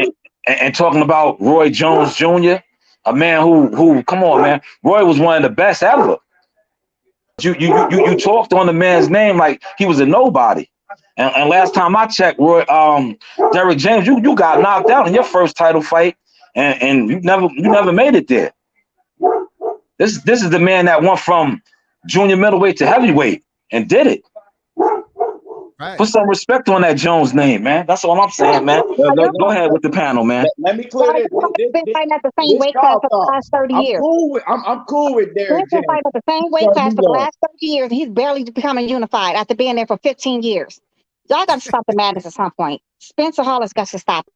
Your boy been there for 15, 20 years, 30 years since way back when, since motherfucking damn Muhammad Ali was fighting goddamn Sonny Liston, and he just barely becoming unified, and y'all want to act like he doing some heavy fucking lifting. Y'all got to stop the fucking madness. Your boy ain't shit. That's what it is. He ain't shit. He's a rock and sock and robot type of fighter, and he's scared. He lied about having a fucking contract signed. How you gonna have a contract that was already made before you can fought Ugas? That don't even make sense. But y'all running with the shit. Sign a contract. Sign what contract? Sign what contract? All right. Go ahead, Destiny. ETB. Hey, Destiny. I got you. You know what I'm saying? I got you. I'm gonna try to holler at you know what I'm saying, Travion Crawford and one of them and get you a date with Bud. You know what I'm talking about? I'm gonna try to get you a date with Bud. Sound good. Okay. I'm gonna try to get you a date with Bud. You know what I'm saying? I don't know about Easter. Like, you know, I'm gonna make sure Spence about kiss Easter. like he do Yellow Beezy. I'm gonna make sure Spence kiss on you like he do Yellow Beezy, okay? I don't know. Hey, you can be a girlfriend too. You can be a girlfriend number two. Try to help you out. I'm gonna try to get you a date with Bud. You can be girlfriend number two, okay? You and Yellow Beezy, y'all can fight over him. Okay? You know what I'm saying? I mean, it sounds good. I mean, you're welcome. It sounds good. Man, your boy overrated there, ETB. He overrated, bro. I mean, y'all can say what you want. Like I said, if Destiny want any smoke, if she really want, because I really ain't got time for all that tongue wrestling right now. I'm finna go to the gym. No, keep the same energy like you tell me, ETB. Don't come in here with that soft shit, dog. Yeah, you Keep just the same said energy. you didn't want me Don't to come go. over here with that soft shit like you tell You me. just said that Hey, you when I ain't show wanted up to on your go, panel, like, I say, hey, you man, had I'm to chilling. get off. I'm chilling. You say, no, don't come over You here with that said you had soft to shit. get off. And No, don't come over here talking about, I'm just taking it easy today. I come over here. I ain't come over here talking about Errol Spence. I came over here to address that Roy situation because you know that Roy is my all-time great. Yeah, I'm just saying. I'm just saying, like, I kind of got the impression that, you know, it was a lot of defamation going on Hall of Fame week with Roy Jones, and he not giving Errol Spence. Who gives a fuck? He wasn't giving Errol Spence his credit. Who gives a fuck, man? Errol Spence is not on the same runway as Roy Jones in boxing. Period. It ain't no plane he got to land on that Neither tarmac. is Terrence Crawford. Now one of them is. Hey, So let's just keep it 100. Terrence wasn't the one in the conversation with Roy Jones You know not giving what I'm saying? So credit. let's just keep it 100. No, Roy was giving Terrence his credit. That's why y'all That's hate that cool. he's not You giving wanna- Errol his credit. You Y'all want a fucking brownie, nigga? You want a brownie? No, we don't because want no Roy brownie. didn't That's give, why I'm trying to sit up here Errol and Spence ping his y'all. credit. Who give a fuck? I'm trying to hand out adult pacifiers to y'all ass because you keep on You know what I'm crying and saying? shit. You want a treat, nigga? Who cares? Roy, this all I At hear the from end y'all. of the Roy day, ain't giving Errol his credit. Roy What Jones, credit, nigga? Antonio Go Tarver, apply for a credit steroid card. using ass. Nor Go James apply Tony for a can fight credit for card, Terrence goddamn it, a Target credit card or something. Like I said, man, Roy Jones and Antonio Tarver and James Tony steroid using ass ain't now one of them niggas can fight for Errol Spence nor Terrence Bud Crawford. So what they at got the to end do of with the their day, this opinion, don't though? mean nothing What to they me. have to do with their opinion? Because look, it can get Like dirty I real just quick. said, Because we can say that's Errol Spence their a dirty opinion. fighter too. He can't control the bottle. He can't control the bottle. But a nigga See, like me say some shit like that. All the trolls come over here and say, "Oh man, you hating." But what if you they say? now What you say? you coming at the legends, Wait, you saying they hold pop on, dirty. hold on, You nigga. say, Hold you. on, Scotty. Hold on, But yeah, Scotty. Errol First of Spence, all, he can't put the bottle down, can he? when the He dude when can't put the bottle down, can he? they ass in the sport of boxing and they get in the ring trying to kill somebody else, you can respect it. I Did don't. they all pop? Did they get suspended? You can respect it. I don't. Now, Did they if get you suspended? want to ride with drug cheats just because they going I mean, against where you hear that from, though? that's Where you. you hear all that popping dirty at? Where you hear that That's from? you. I ain't hear nothing. I'm a boxing historian, man. I know when it I am happened. too. But why you yelling? I knew when it I am happened. too. Boy, they never do drugs, and he's picking Bud too. He's supposed to be TBE. So what's the problem? He ain't We're put the tequila pop talking about Bud right now. We talking about Antonio Tarver and James Tony and their opinions. That's No, we ain't talking about Who them because now you're trying to make cares it about about that? them. Who cares? No, we talking Errol Spence and Terrence Crawford. We ain't talking You about them. made it about We're them making it about right the now. legends. You the one that just You need brought them up.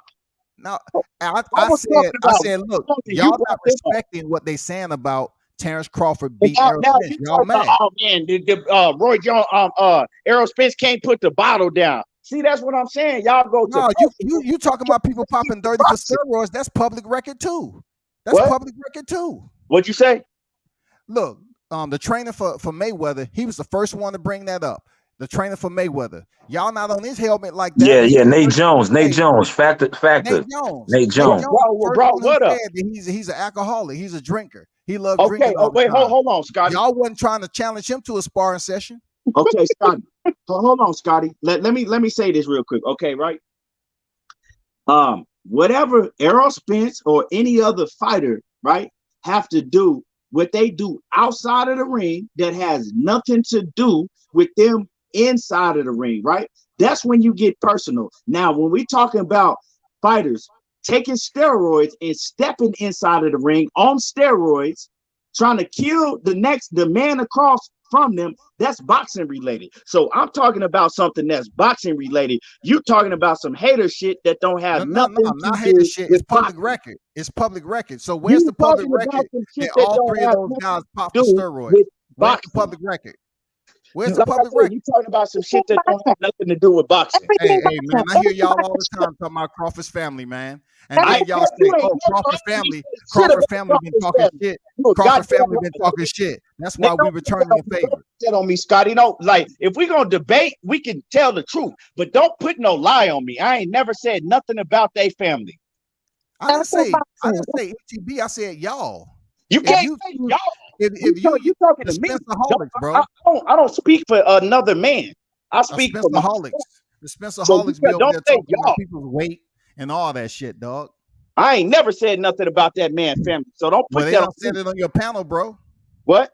They said it on your panel. They be What talking is shit about that, Team my Crawford nigga? all I the don't time, dog. speak for another man, Scotty. Stop Man, I'm talking talking about about what's been me. going on the panel, bro.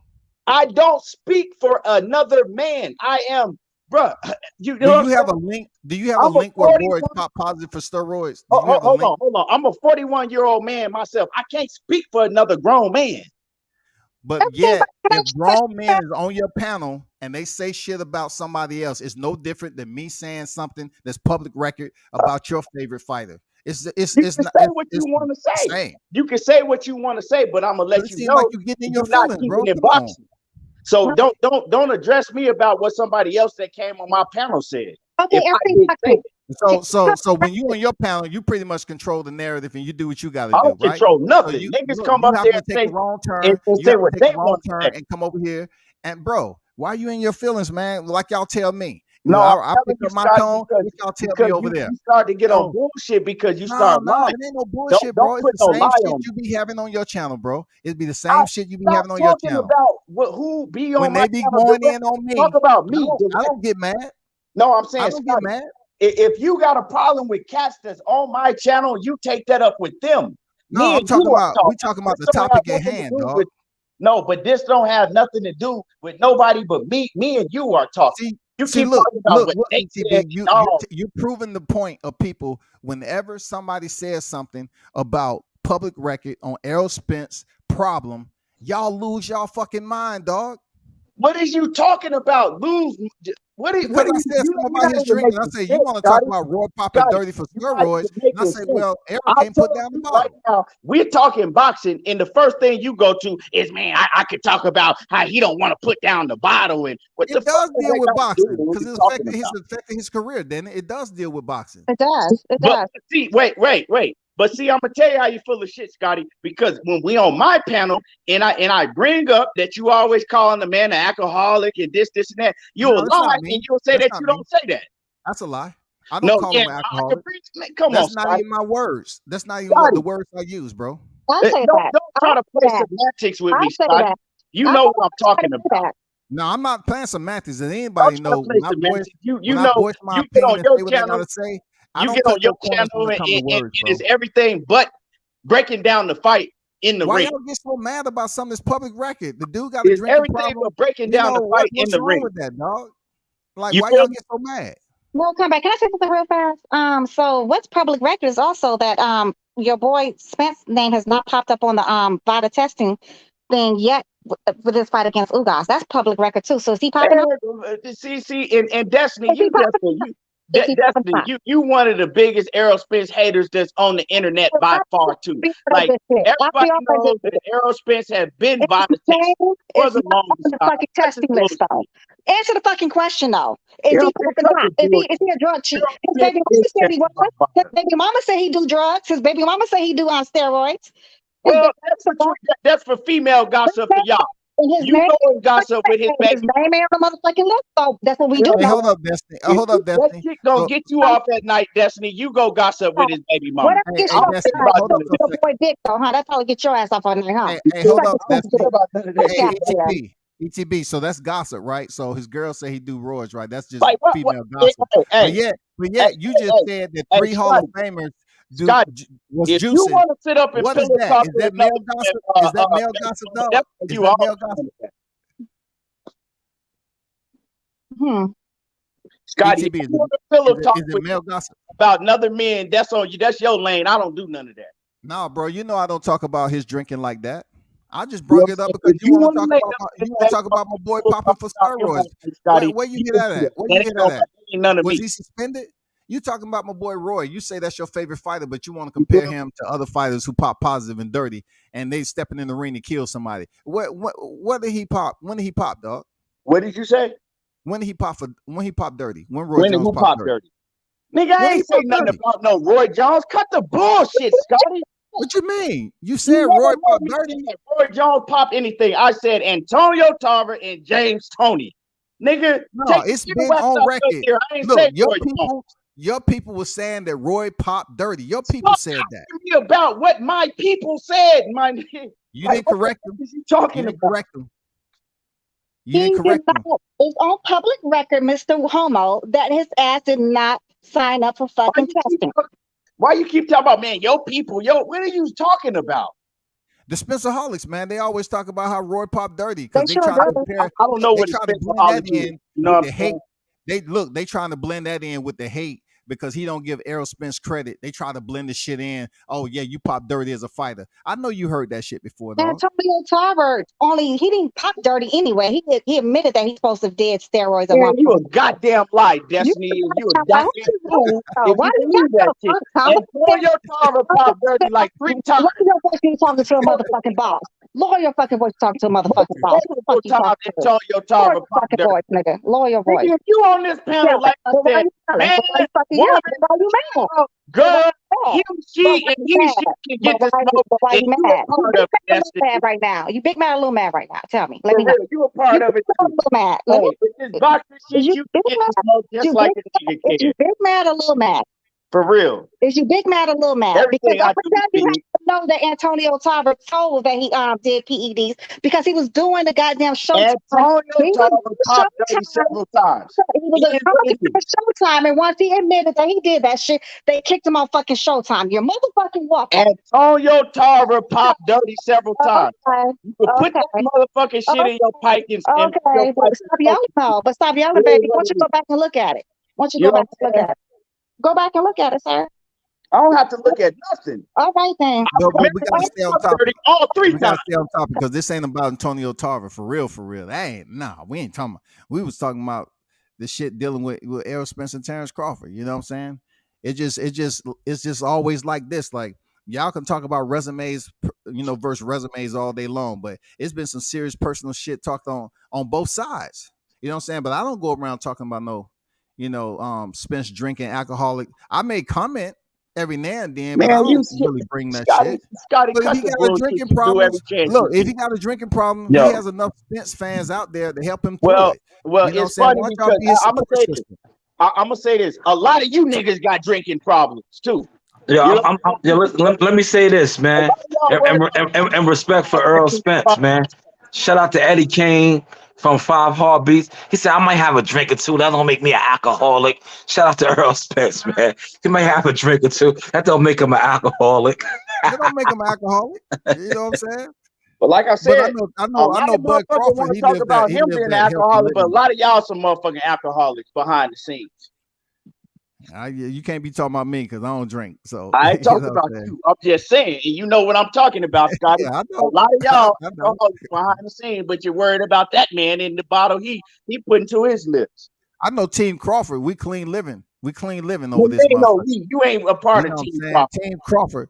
We clean living over this You motherfucker. ain't in the Hey, camp, nigga. hey, and you ain't Team Spence either, dog. If you are, I I'm gonna say sure you ain't, goddamn got nigga. a drinking problem I too. sure ain't. Because I'm gonna win, say you lose, or drinking draw, problem too. you know what I'm saying? I'ma still live the same life I've been living if Errol Spence win, if Terrence Crawford win. So it is What you what say? What you got to say about his sister? Putting up that Latisha Crawford. She put out some profound words, man. man, That I was gotta say directed that at I, the haters out there. I gotta say that she's supposed to. That's his sister. If I was Bud or Errol Spence, my sister probably do the same thing. That's what I gotta say about it. But do you think the ones that she's talking about said that they're gonna want to interview come fight week? Do you I don't think know who she's you referring talking to about. I y'all? don't know what you mean by that. Do you think she's referring to y'all? Watch I every don't know last who one of them y'all is is, going to be dog. trying to get an interview. I don't know The who Spencer y'all is. Holics. The Spencer Holics, I dog. don't know who the Spencer Holics is. You gotta, you know what I'm saying, put some names on them. I feel you. I feel you.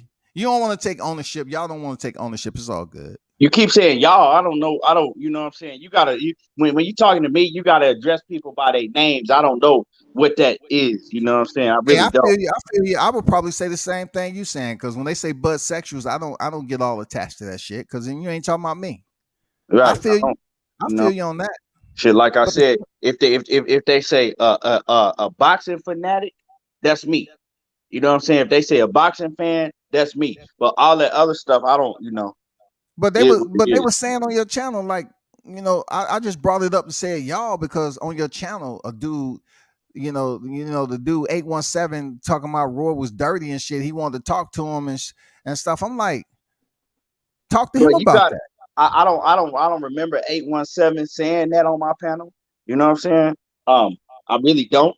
But like I said, if you want to ask 817, y'all done went back and forth plenty of times. You No, can I ask mean them. we're in better place from what I understood. There ain't no shot at him. I'm just saying he don't win at Roy. He say, hey, I want to talk to Roy and ask him why he this, that, and the other Well, about Errol. so Scotty, Roy let's ain't clear gonna this up. explain shit. I'm telling Scotty, you, look, the back and forth verbal sparring that's going on between the Bud's supporters, okay, and the Spencer Holics. It's at an all time high Scott, right now. Scotty. All Let, time let, high, bro. let me clear this up about the Roy Jones shit, right? In this receipts, I've had people, right, when I'm talking about when I've had shows talking about steroid cheats in boxing, right?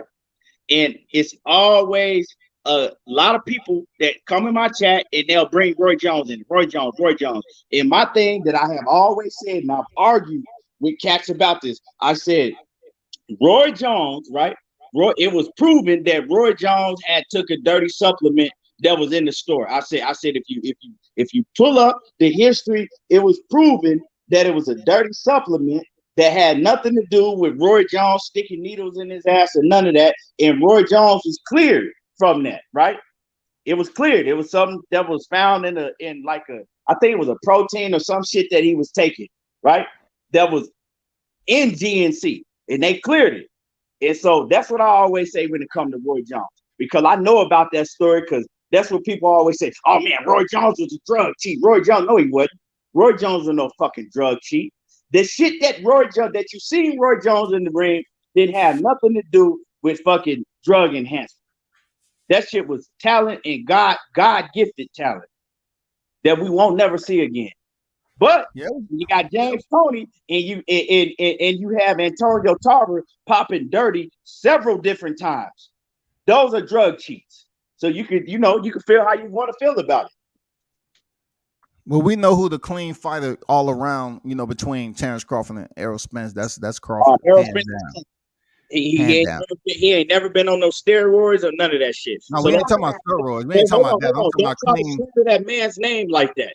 No. You put words in somebody's mouth. I said clean as in living a healthy lifestyle. You didn't let me finish. You ain't his nutritionist, so whatever he do outside, I know, and shit don't change just because he got a nutritionist for 2 fights. There, ETB, just because he got a nutritionist for 2 fights. So you want to call him an alcoholic? You want to say this, and that? He 29 and older. Alcoholic? Ain't nobody if he don't know how to put the bottle down. Hey, ain't nobody been able to beat him. I don't know if he's not a drug cheat. I'm just gonna have to. I don't know. I don't put that claim on. I'm not gonna put that claim on Errol Spence. I'm just saying I don't know. I don't know. You on your own with that, Destiny, but I ain't gonna never put that claim on Errol Spence as being dirty when it comes to steroids. That's a personal hateful shit. If he ain't popped dirty, no, you can't put that tag on him. You can't do that. You know what I'm saying? Man, Destiny, did Roy Jones, Destiny, did Errol Spence turn you down for an autograph or something? I'm just saying. I would never entertain the likes of fucking Spence, to be honest. Never in history. I'm just saying, or you that infatuated with Bud Crawford. It's something. No. It's something deep inside of fucking Spence, to be honest. Y'all fucking crazy ass Spencerholics. It's something deep inside of you. You either, you either that infatuated with Bud Crawford or Errol Spence that did something to you on the low at one of these fighting pits. You're right. I'm infatuated with Bud Crawford. Are you infatuated with Spence that you ready to defend him with your fucking life? Are you that? I'm defending Spence with my life, or am I just speaking facts? That's how you sound. Okay. Let's talk facts. Let's talk facts right now. Let's talk facts. Hold on. What have I said that was false about Bud Crawford or Errol Spence? Name one thing. What have I said false about your boy Spence? I'm asking you. Name one thing. No, you know one thing. I don't really know what you be talking about. Everything. I'm talking about right here, right now. I don't know what you said. Honestly, I'm not been. I bet you don't. Because you talking a lot of bullshit and they ain't making no sense. Oh man, we don't know if I don't know if he clean or not. You know if he clean because he get tested for 12 weeks every fight. That's how you know he clean. Just like Bud Crawford is clean. Just like any of these other fighters that ain't never popped dirty that gets tested throughout their whole fight camp. That's how you know they clean.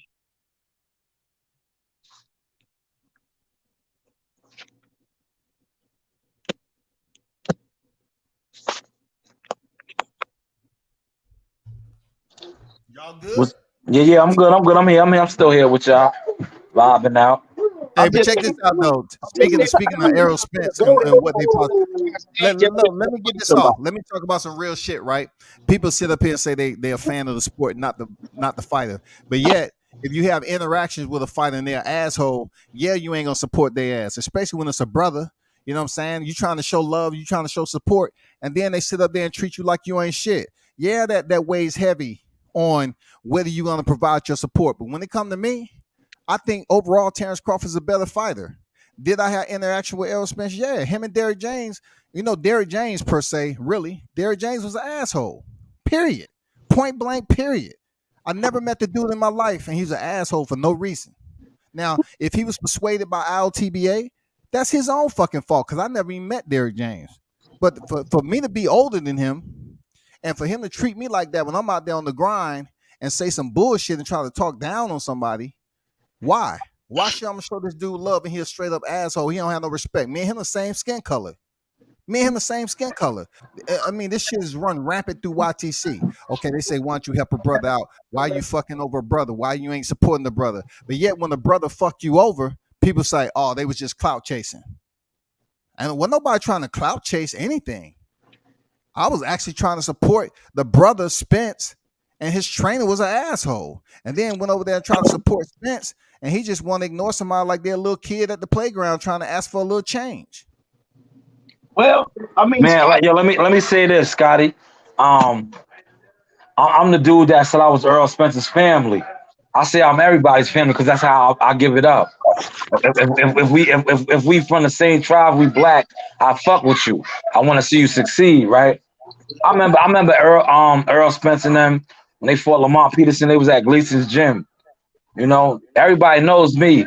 I'm on my Scarface shit. Everybody knows me. It's like I'm a superstar.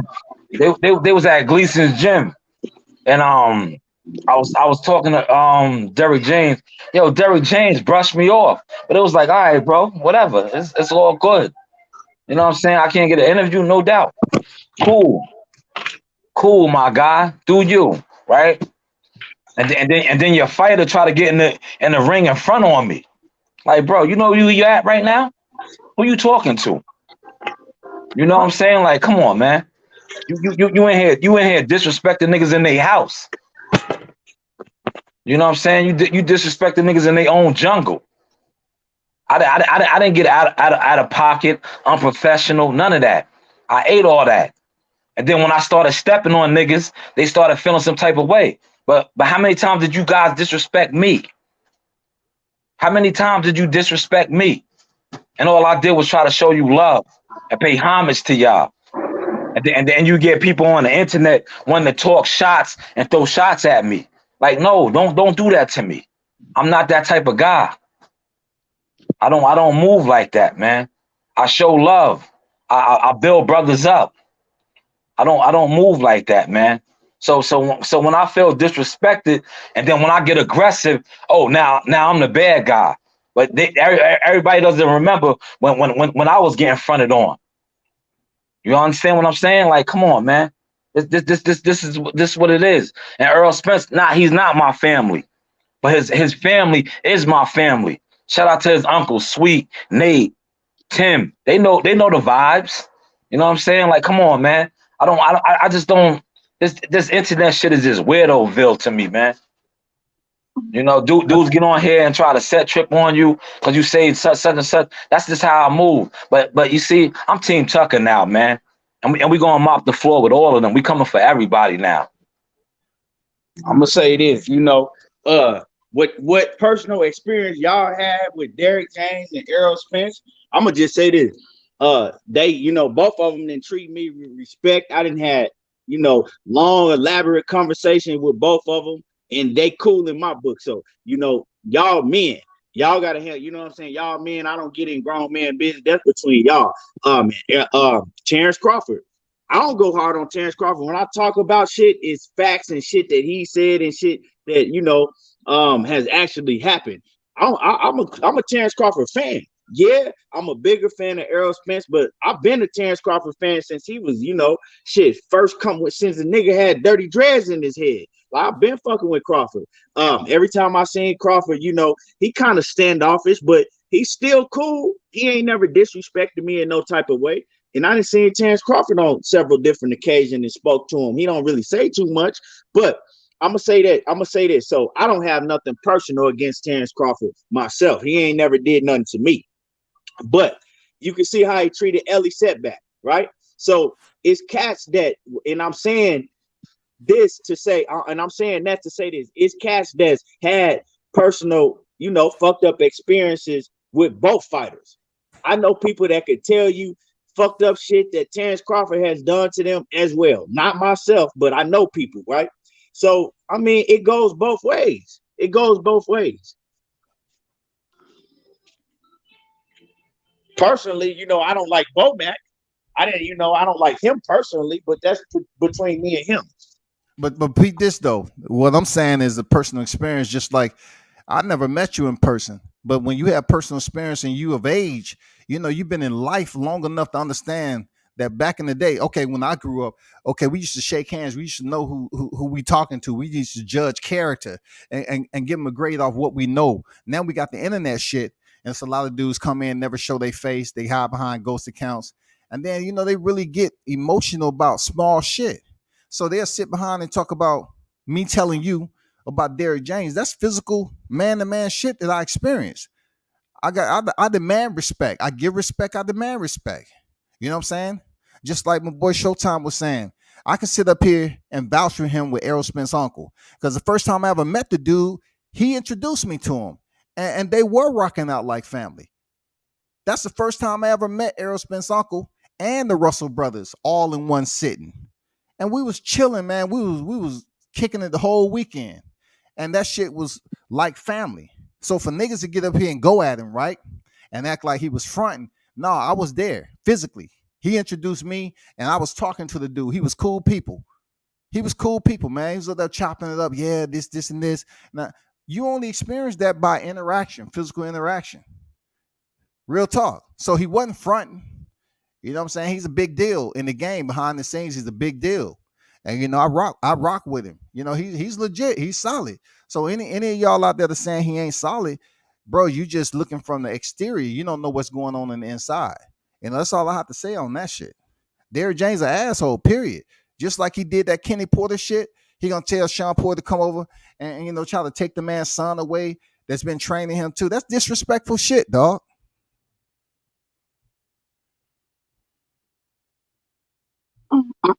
Yo, shout out to Kenny Porter, man. I'm gonna say Kenny's my guy, man. I'm gonna let you go, Destiny, in a second. Kenny's my guy, man. We was at the hotel, and Kenny was kicking it with my daughters, and Kenny showed me the video when he slapped the shit out of Barbershop Conversation, Fred Hawthorne. I got that. I never released it. I could have released it, and I could have had my 5 minutes of fame, but I ain't on that type of time. He gave me that video when he walked down and he palmed him. He palmed him. That's what we call a palm in New York. He palmed his face. He mushed him. Like, what's up, nigga? What you want to do? He didn't want to do nothing. But shout out to Kenny Porter. Man, salute to the panel tonight, man. Yo, Keon, man, I fuck with you, my guy. You a cool brother, man. You know what I'm saying? Like, I don't want you to think I don't like you. I don't want you to think I don't like Monty Brown or none of y'all, man. Listen, man, I got love for all of y'all, man. Yeah, man. I don't dwell on none of that shit. This shit is YouTube to me. You know what I'm saying? You know what I'm saying? I got love for you guys, man. That's why I like when all that shit was transpiring, I don't get into that, bro, because it's like that's the divide and conquer shit, bro. I'm on a different energy level, man. I'm like, man, if you know, man, like where I came from and the shit that I've been through, I'm not beefing with my brothers no more. I'm trying to build my brothers, man. Yeah. Hey, But blood like I said, said, man, this is ATB, YouTube. I blood want said, to see. okay, I okay, want to but see we, everybody, you know what I'm saying, build and just, keep coming up and blow up. Shit, that's it, man. All that other stuff, like I said, we gonna get on here, we gonna debate, we gonna have separate opinions. But at the end of the day, we gotta speak facts. Don't put slander on dudes' names just because you don't like them. And if you got a personal problem with somebody, hey, address that with them. Nah, man, listen, EJ's family, his sisters, his mamas, and them, they know me, man. They know me, man. You understand? Like they really know me, man. Like Father's Day weekend, I was down there with them. They know me. I'm just, you know what it is? Like they put that divide and conquer on our people. They see our branched off, and I'm building up my family now. Like EJ, you made it already, brother. It's time for my family to make it now. You understand what I'm saying? It's time for us to make it now too. I can't keep being doing this and doing that. Now my family got to make it too, and we making it right now. Shout out to Team Tucker. We Right, on. like I said, man. You, Scotty, everybody, man. Everybody doing their thing. You know what I'm saying? Everybody doing their thing. You Yeah. know, and that's But that's you know, a lot of cats don't have that maturity. I know we like me and HEB, we go at it for whatever. Even phone calls. He keeps the same energy regardless. That what I would say. He ain't no soft ass nigga, off the phone and shit like that. We don't talk offline. You know what I'm saying? We don't debate it offline. I know where his levels at. He's one of the few that you can argue with online and say some bullshit and then still communicate. You know what I'm saying? yeah, Some of these like niggas man. be taking that shit extra personal. Like, bro, Motherfuckers be getting extra personal, dog. before I got even ever got on the internet, man, me and my partners used to do this shit, whether it was about boxing, football, baby. We used to do this shit all day, every day. Go at it with each other, debate. You know what I'm saying? Like, I don't take none of this shit off the internet, bro.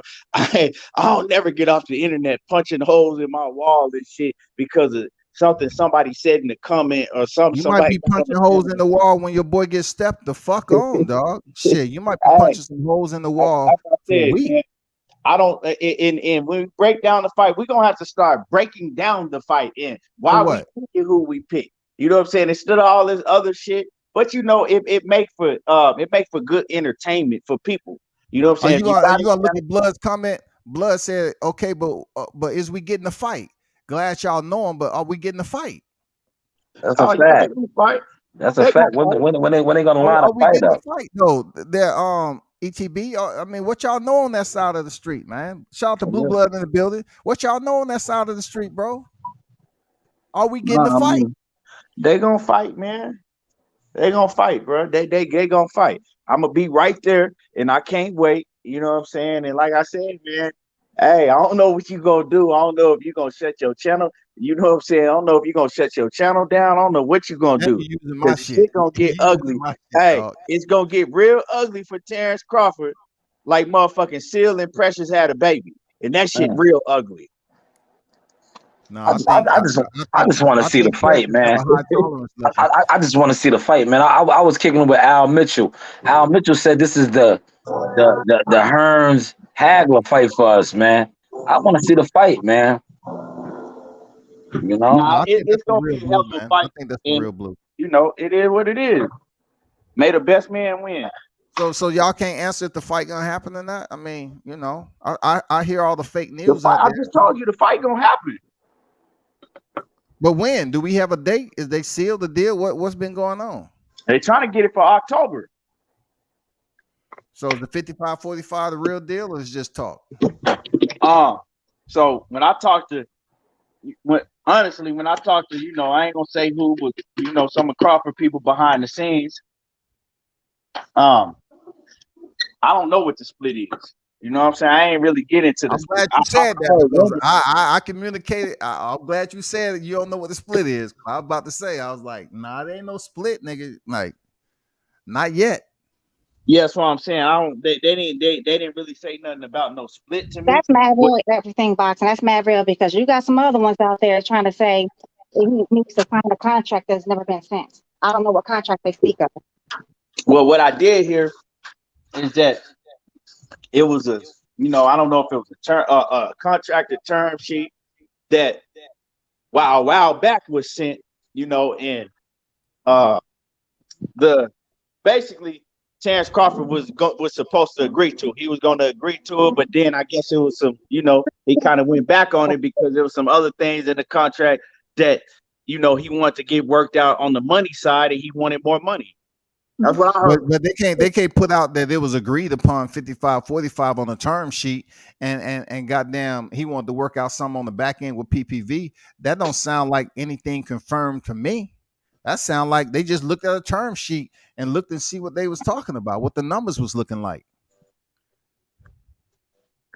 But at the end of the day, man, they gonna fight. You know what I'm saying? The fight gonna get done. That's all I'm saying. That's all I'm saying. We can talk and we can come out with headlines and shit that don't make any sense. And I'm gonna make my live videos.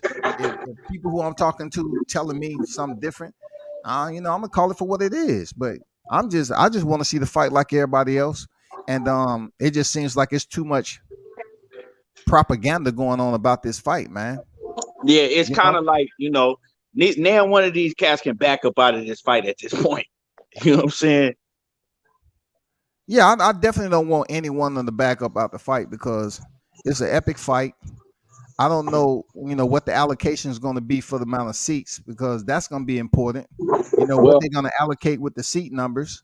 well, what We I'm know it's hearing, going to be in Vegas. well, what I'm hearing is gonna be T-Mobile or T-Mobile or the MGM. Now, I was hoping that it was in a line in the Raiders Stadium because that means that, of course, the tickets is gonna be much cheaper. Now the tickets gonna be so goddamn high. A lot of people ain't gonna be able to afford to go to that shit. But It's when definitely not going to be at the everything box, MGM, bro. It's definitely ain't going to be at the MGM. everything boxing, according to Stephen Espinoza, he said it could be in Vegas or LA. That's what he said. Nah, they have that in Vegas. I heard I didn't heard. Now I have heard that behind the scenes. It's definitely gonna be in Vegas. Oh no, I'm saying, but that's what Stephen Espinoza said when they was interviewing him. I think it was for the Better Be Even Joe Smith fight, the Yeah, weigh-in. I think it yeah. was. They was talking to him. He said it could be there or Vegas. He said He, we'll probably, definitely be on neutral grounds though. he just talking. It ain't gonna be in. I guarantee you, it's not gonna be in L.A. I don't think so either because they both, They get they way both more. said Vegas. They gonna make way more money in Vegas. It will be either the T-Mobile from what my first guess would be. And if it's in Raider Stadium, it's been so much talk about Raider Stadium. It was even talk about Deontay and Fury, 3 being in Raider Stadium. That didn't happen. So, what I'm saying? Probably T-Mobile, man. It depends on what the numbers are looking like for the amount of seats they're gonna allocate. But come back, if they don't come up with a date real soon and start telling us. I mean, aren't you afraid the dates is going to be booked for the dates that they're going to try to set the fight for Bud and Spence if they don't really get down to it? Man, when it come down to them announcing the fight, they can give a damn about who ain't made no reservations. They don't give a damn about none of that. Because look, the people who they making reservations for, they already did it before they announced it. They already did it. I mean, they already did it. They already have a block of rooms. They already got their shit settled. Us, we always gonna be on the back end unless you know somebody that's gonna tell you ahead of time. And then Facts. you can make your shit. Let's just say the fight is in November. Mm-hmm. And they say, okay, the fight's gonna be announced at this time. Even if you say, okay, I'm for sure that my source is telling me the fight's gonna be announced, you can make the reservations. If the fight is another date, you can always change the shit. I mean, it's that simple. Long as you have a reservation on site. Because I Okay. had a reservation at the Delano, if I'm pronouncing that right, in Vegas for the Wilder fight because I thought it was going to be at the Raiders Stadium, and then I had to change it to it was wrong. They changed the motherfucking location, dog. Okay. And what's up with FanDuel? Giving us a date. How can they do that? I mean, do they know something we don't know? Like, how can they give us a date? I don't understand how that works. I truly don't. I don't give a fuck what FanDuel got going on because at the end of the day, these promotions don't want the word to get out. FanDuel can come up here and get people to draw interest to what they got going on. You know what I'm saying? They're betting odds and everything they got. That doesn't mean it's right. It doesn't mean it's right. But why they Yeah, putting because you gotta understand, FanDuel and these betting sites, man, they had motherfucking who they had. They got like Tyson Fury and Francis Ngannou and all type of shit. They just be putting shit up. Mm-hmm. That's Yep. crazy to me. That should be illegal. I'm not tripping. Well, what they do is they'll put it up so you can bet on it, right? But if it never happened, it just, by that date. So they'll put it up and they'll say, let's just say they'll say Wilder versus Anthony Joshua, December 31st, 2022. Now, if that fight don't happen by that time, they'll just take it off and they'll have to give your money back. But you know, it helped them out because a lot of people gonna bet on that shit, and they'll get a lot of people money off of that shit, and then they get to hold their money, and then you know they'll change the odds on you if the fight do happen. So you know, and you can't pull out. That's crazy to me. That should be fucking illegal. Because I truly don't understand how that shit works behind the scenes. That shit is bananas. What can I do? I mean, So they do that. They do that all the time with the bet sites. Oh wow, that's crazy to me. That should be fucking illegal. So I'm glad I don't fucking bet. I hope people are not putting their money on October 29th, man. And then this shit don't fucking happen. Man, please. Hey, look, like I said, when you go in the MGM, you can make reservations all day long as you don't go through a third party and pay that shit and there's no refund. You can make a reservation. I mean, you can make a reservation if you choose to take that gamble and make a reservation. That ain't shit. You know, you think it's gonna be October 29th, and you just want to make a reservation outside on the street corner, do that shit. Right. But hey, Scotty, man, Scotty Destiny, it was good cooking with y'all. Like I said, Scotty already know where to find me at. Destiny, if you want some smoke, hey, you are welcome. Drop your link in the private chat though, because I truly don't have I'm not subscribed to your channel. That's what I was trying to tell you. You fucking up. You ain't subscribed to my channel. It's everything boxing, just like shit, just everything boxing. That's what it is. Okay, I'll pull up on you so we can start cook your ass. Yep. All right, y'all. Salute. All right, ETB, y'all subscribe to ETB. Y'all already know what it is. And appreciate Destiny for pulling up as always. You know what I'm saying?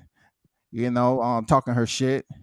Y'all be sure to subscribe to ETB. Blood Boxing was in the building. Make sure y'all check the brother out. Blue Blood Sports and TV was in the building. Y'all definitely check out. They said it wasn't a real him. They said that wasn't a real Blue Blood. No, I mean somebody said that may be a fake, but anyway, y'all they still go subscribe to him. They know who he is. Shout out to D-Ray Promotions on deck with it. I have to bounce. See, I knew when I let you on, I'm gonna be on here for another hour. That was mostly you and Keon arguing about goddamn Roy Jones and snitching. Yeah, I mean, it ain't arguing. It's just the way we get down on the YouTube shit. Hey, y'all be sure to subscribe to Knockout Boxing 86 TV. You know what I'm saying? And definitely Showtime Shaw News Media, man. That's my guy. Be sure to check him out. But hey, Destiny, it's a pleasure, Queen. Appreciate you pulling up. Bringing the heat and everything. Everybody else that's in the chat, I got to bounce. Salute. Turn up and tune in to World Combat Sports. I'm out.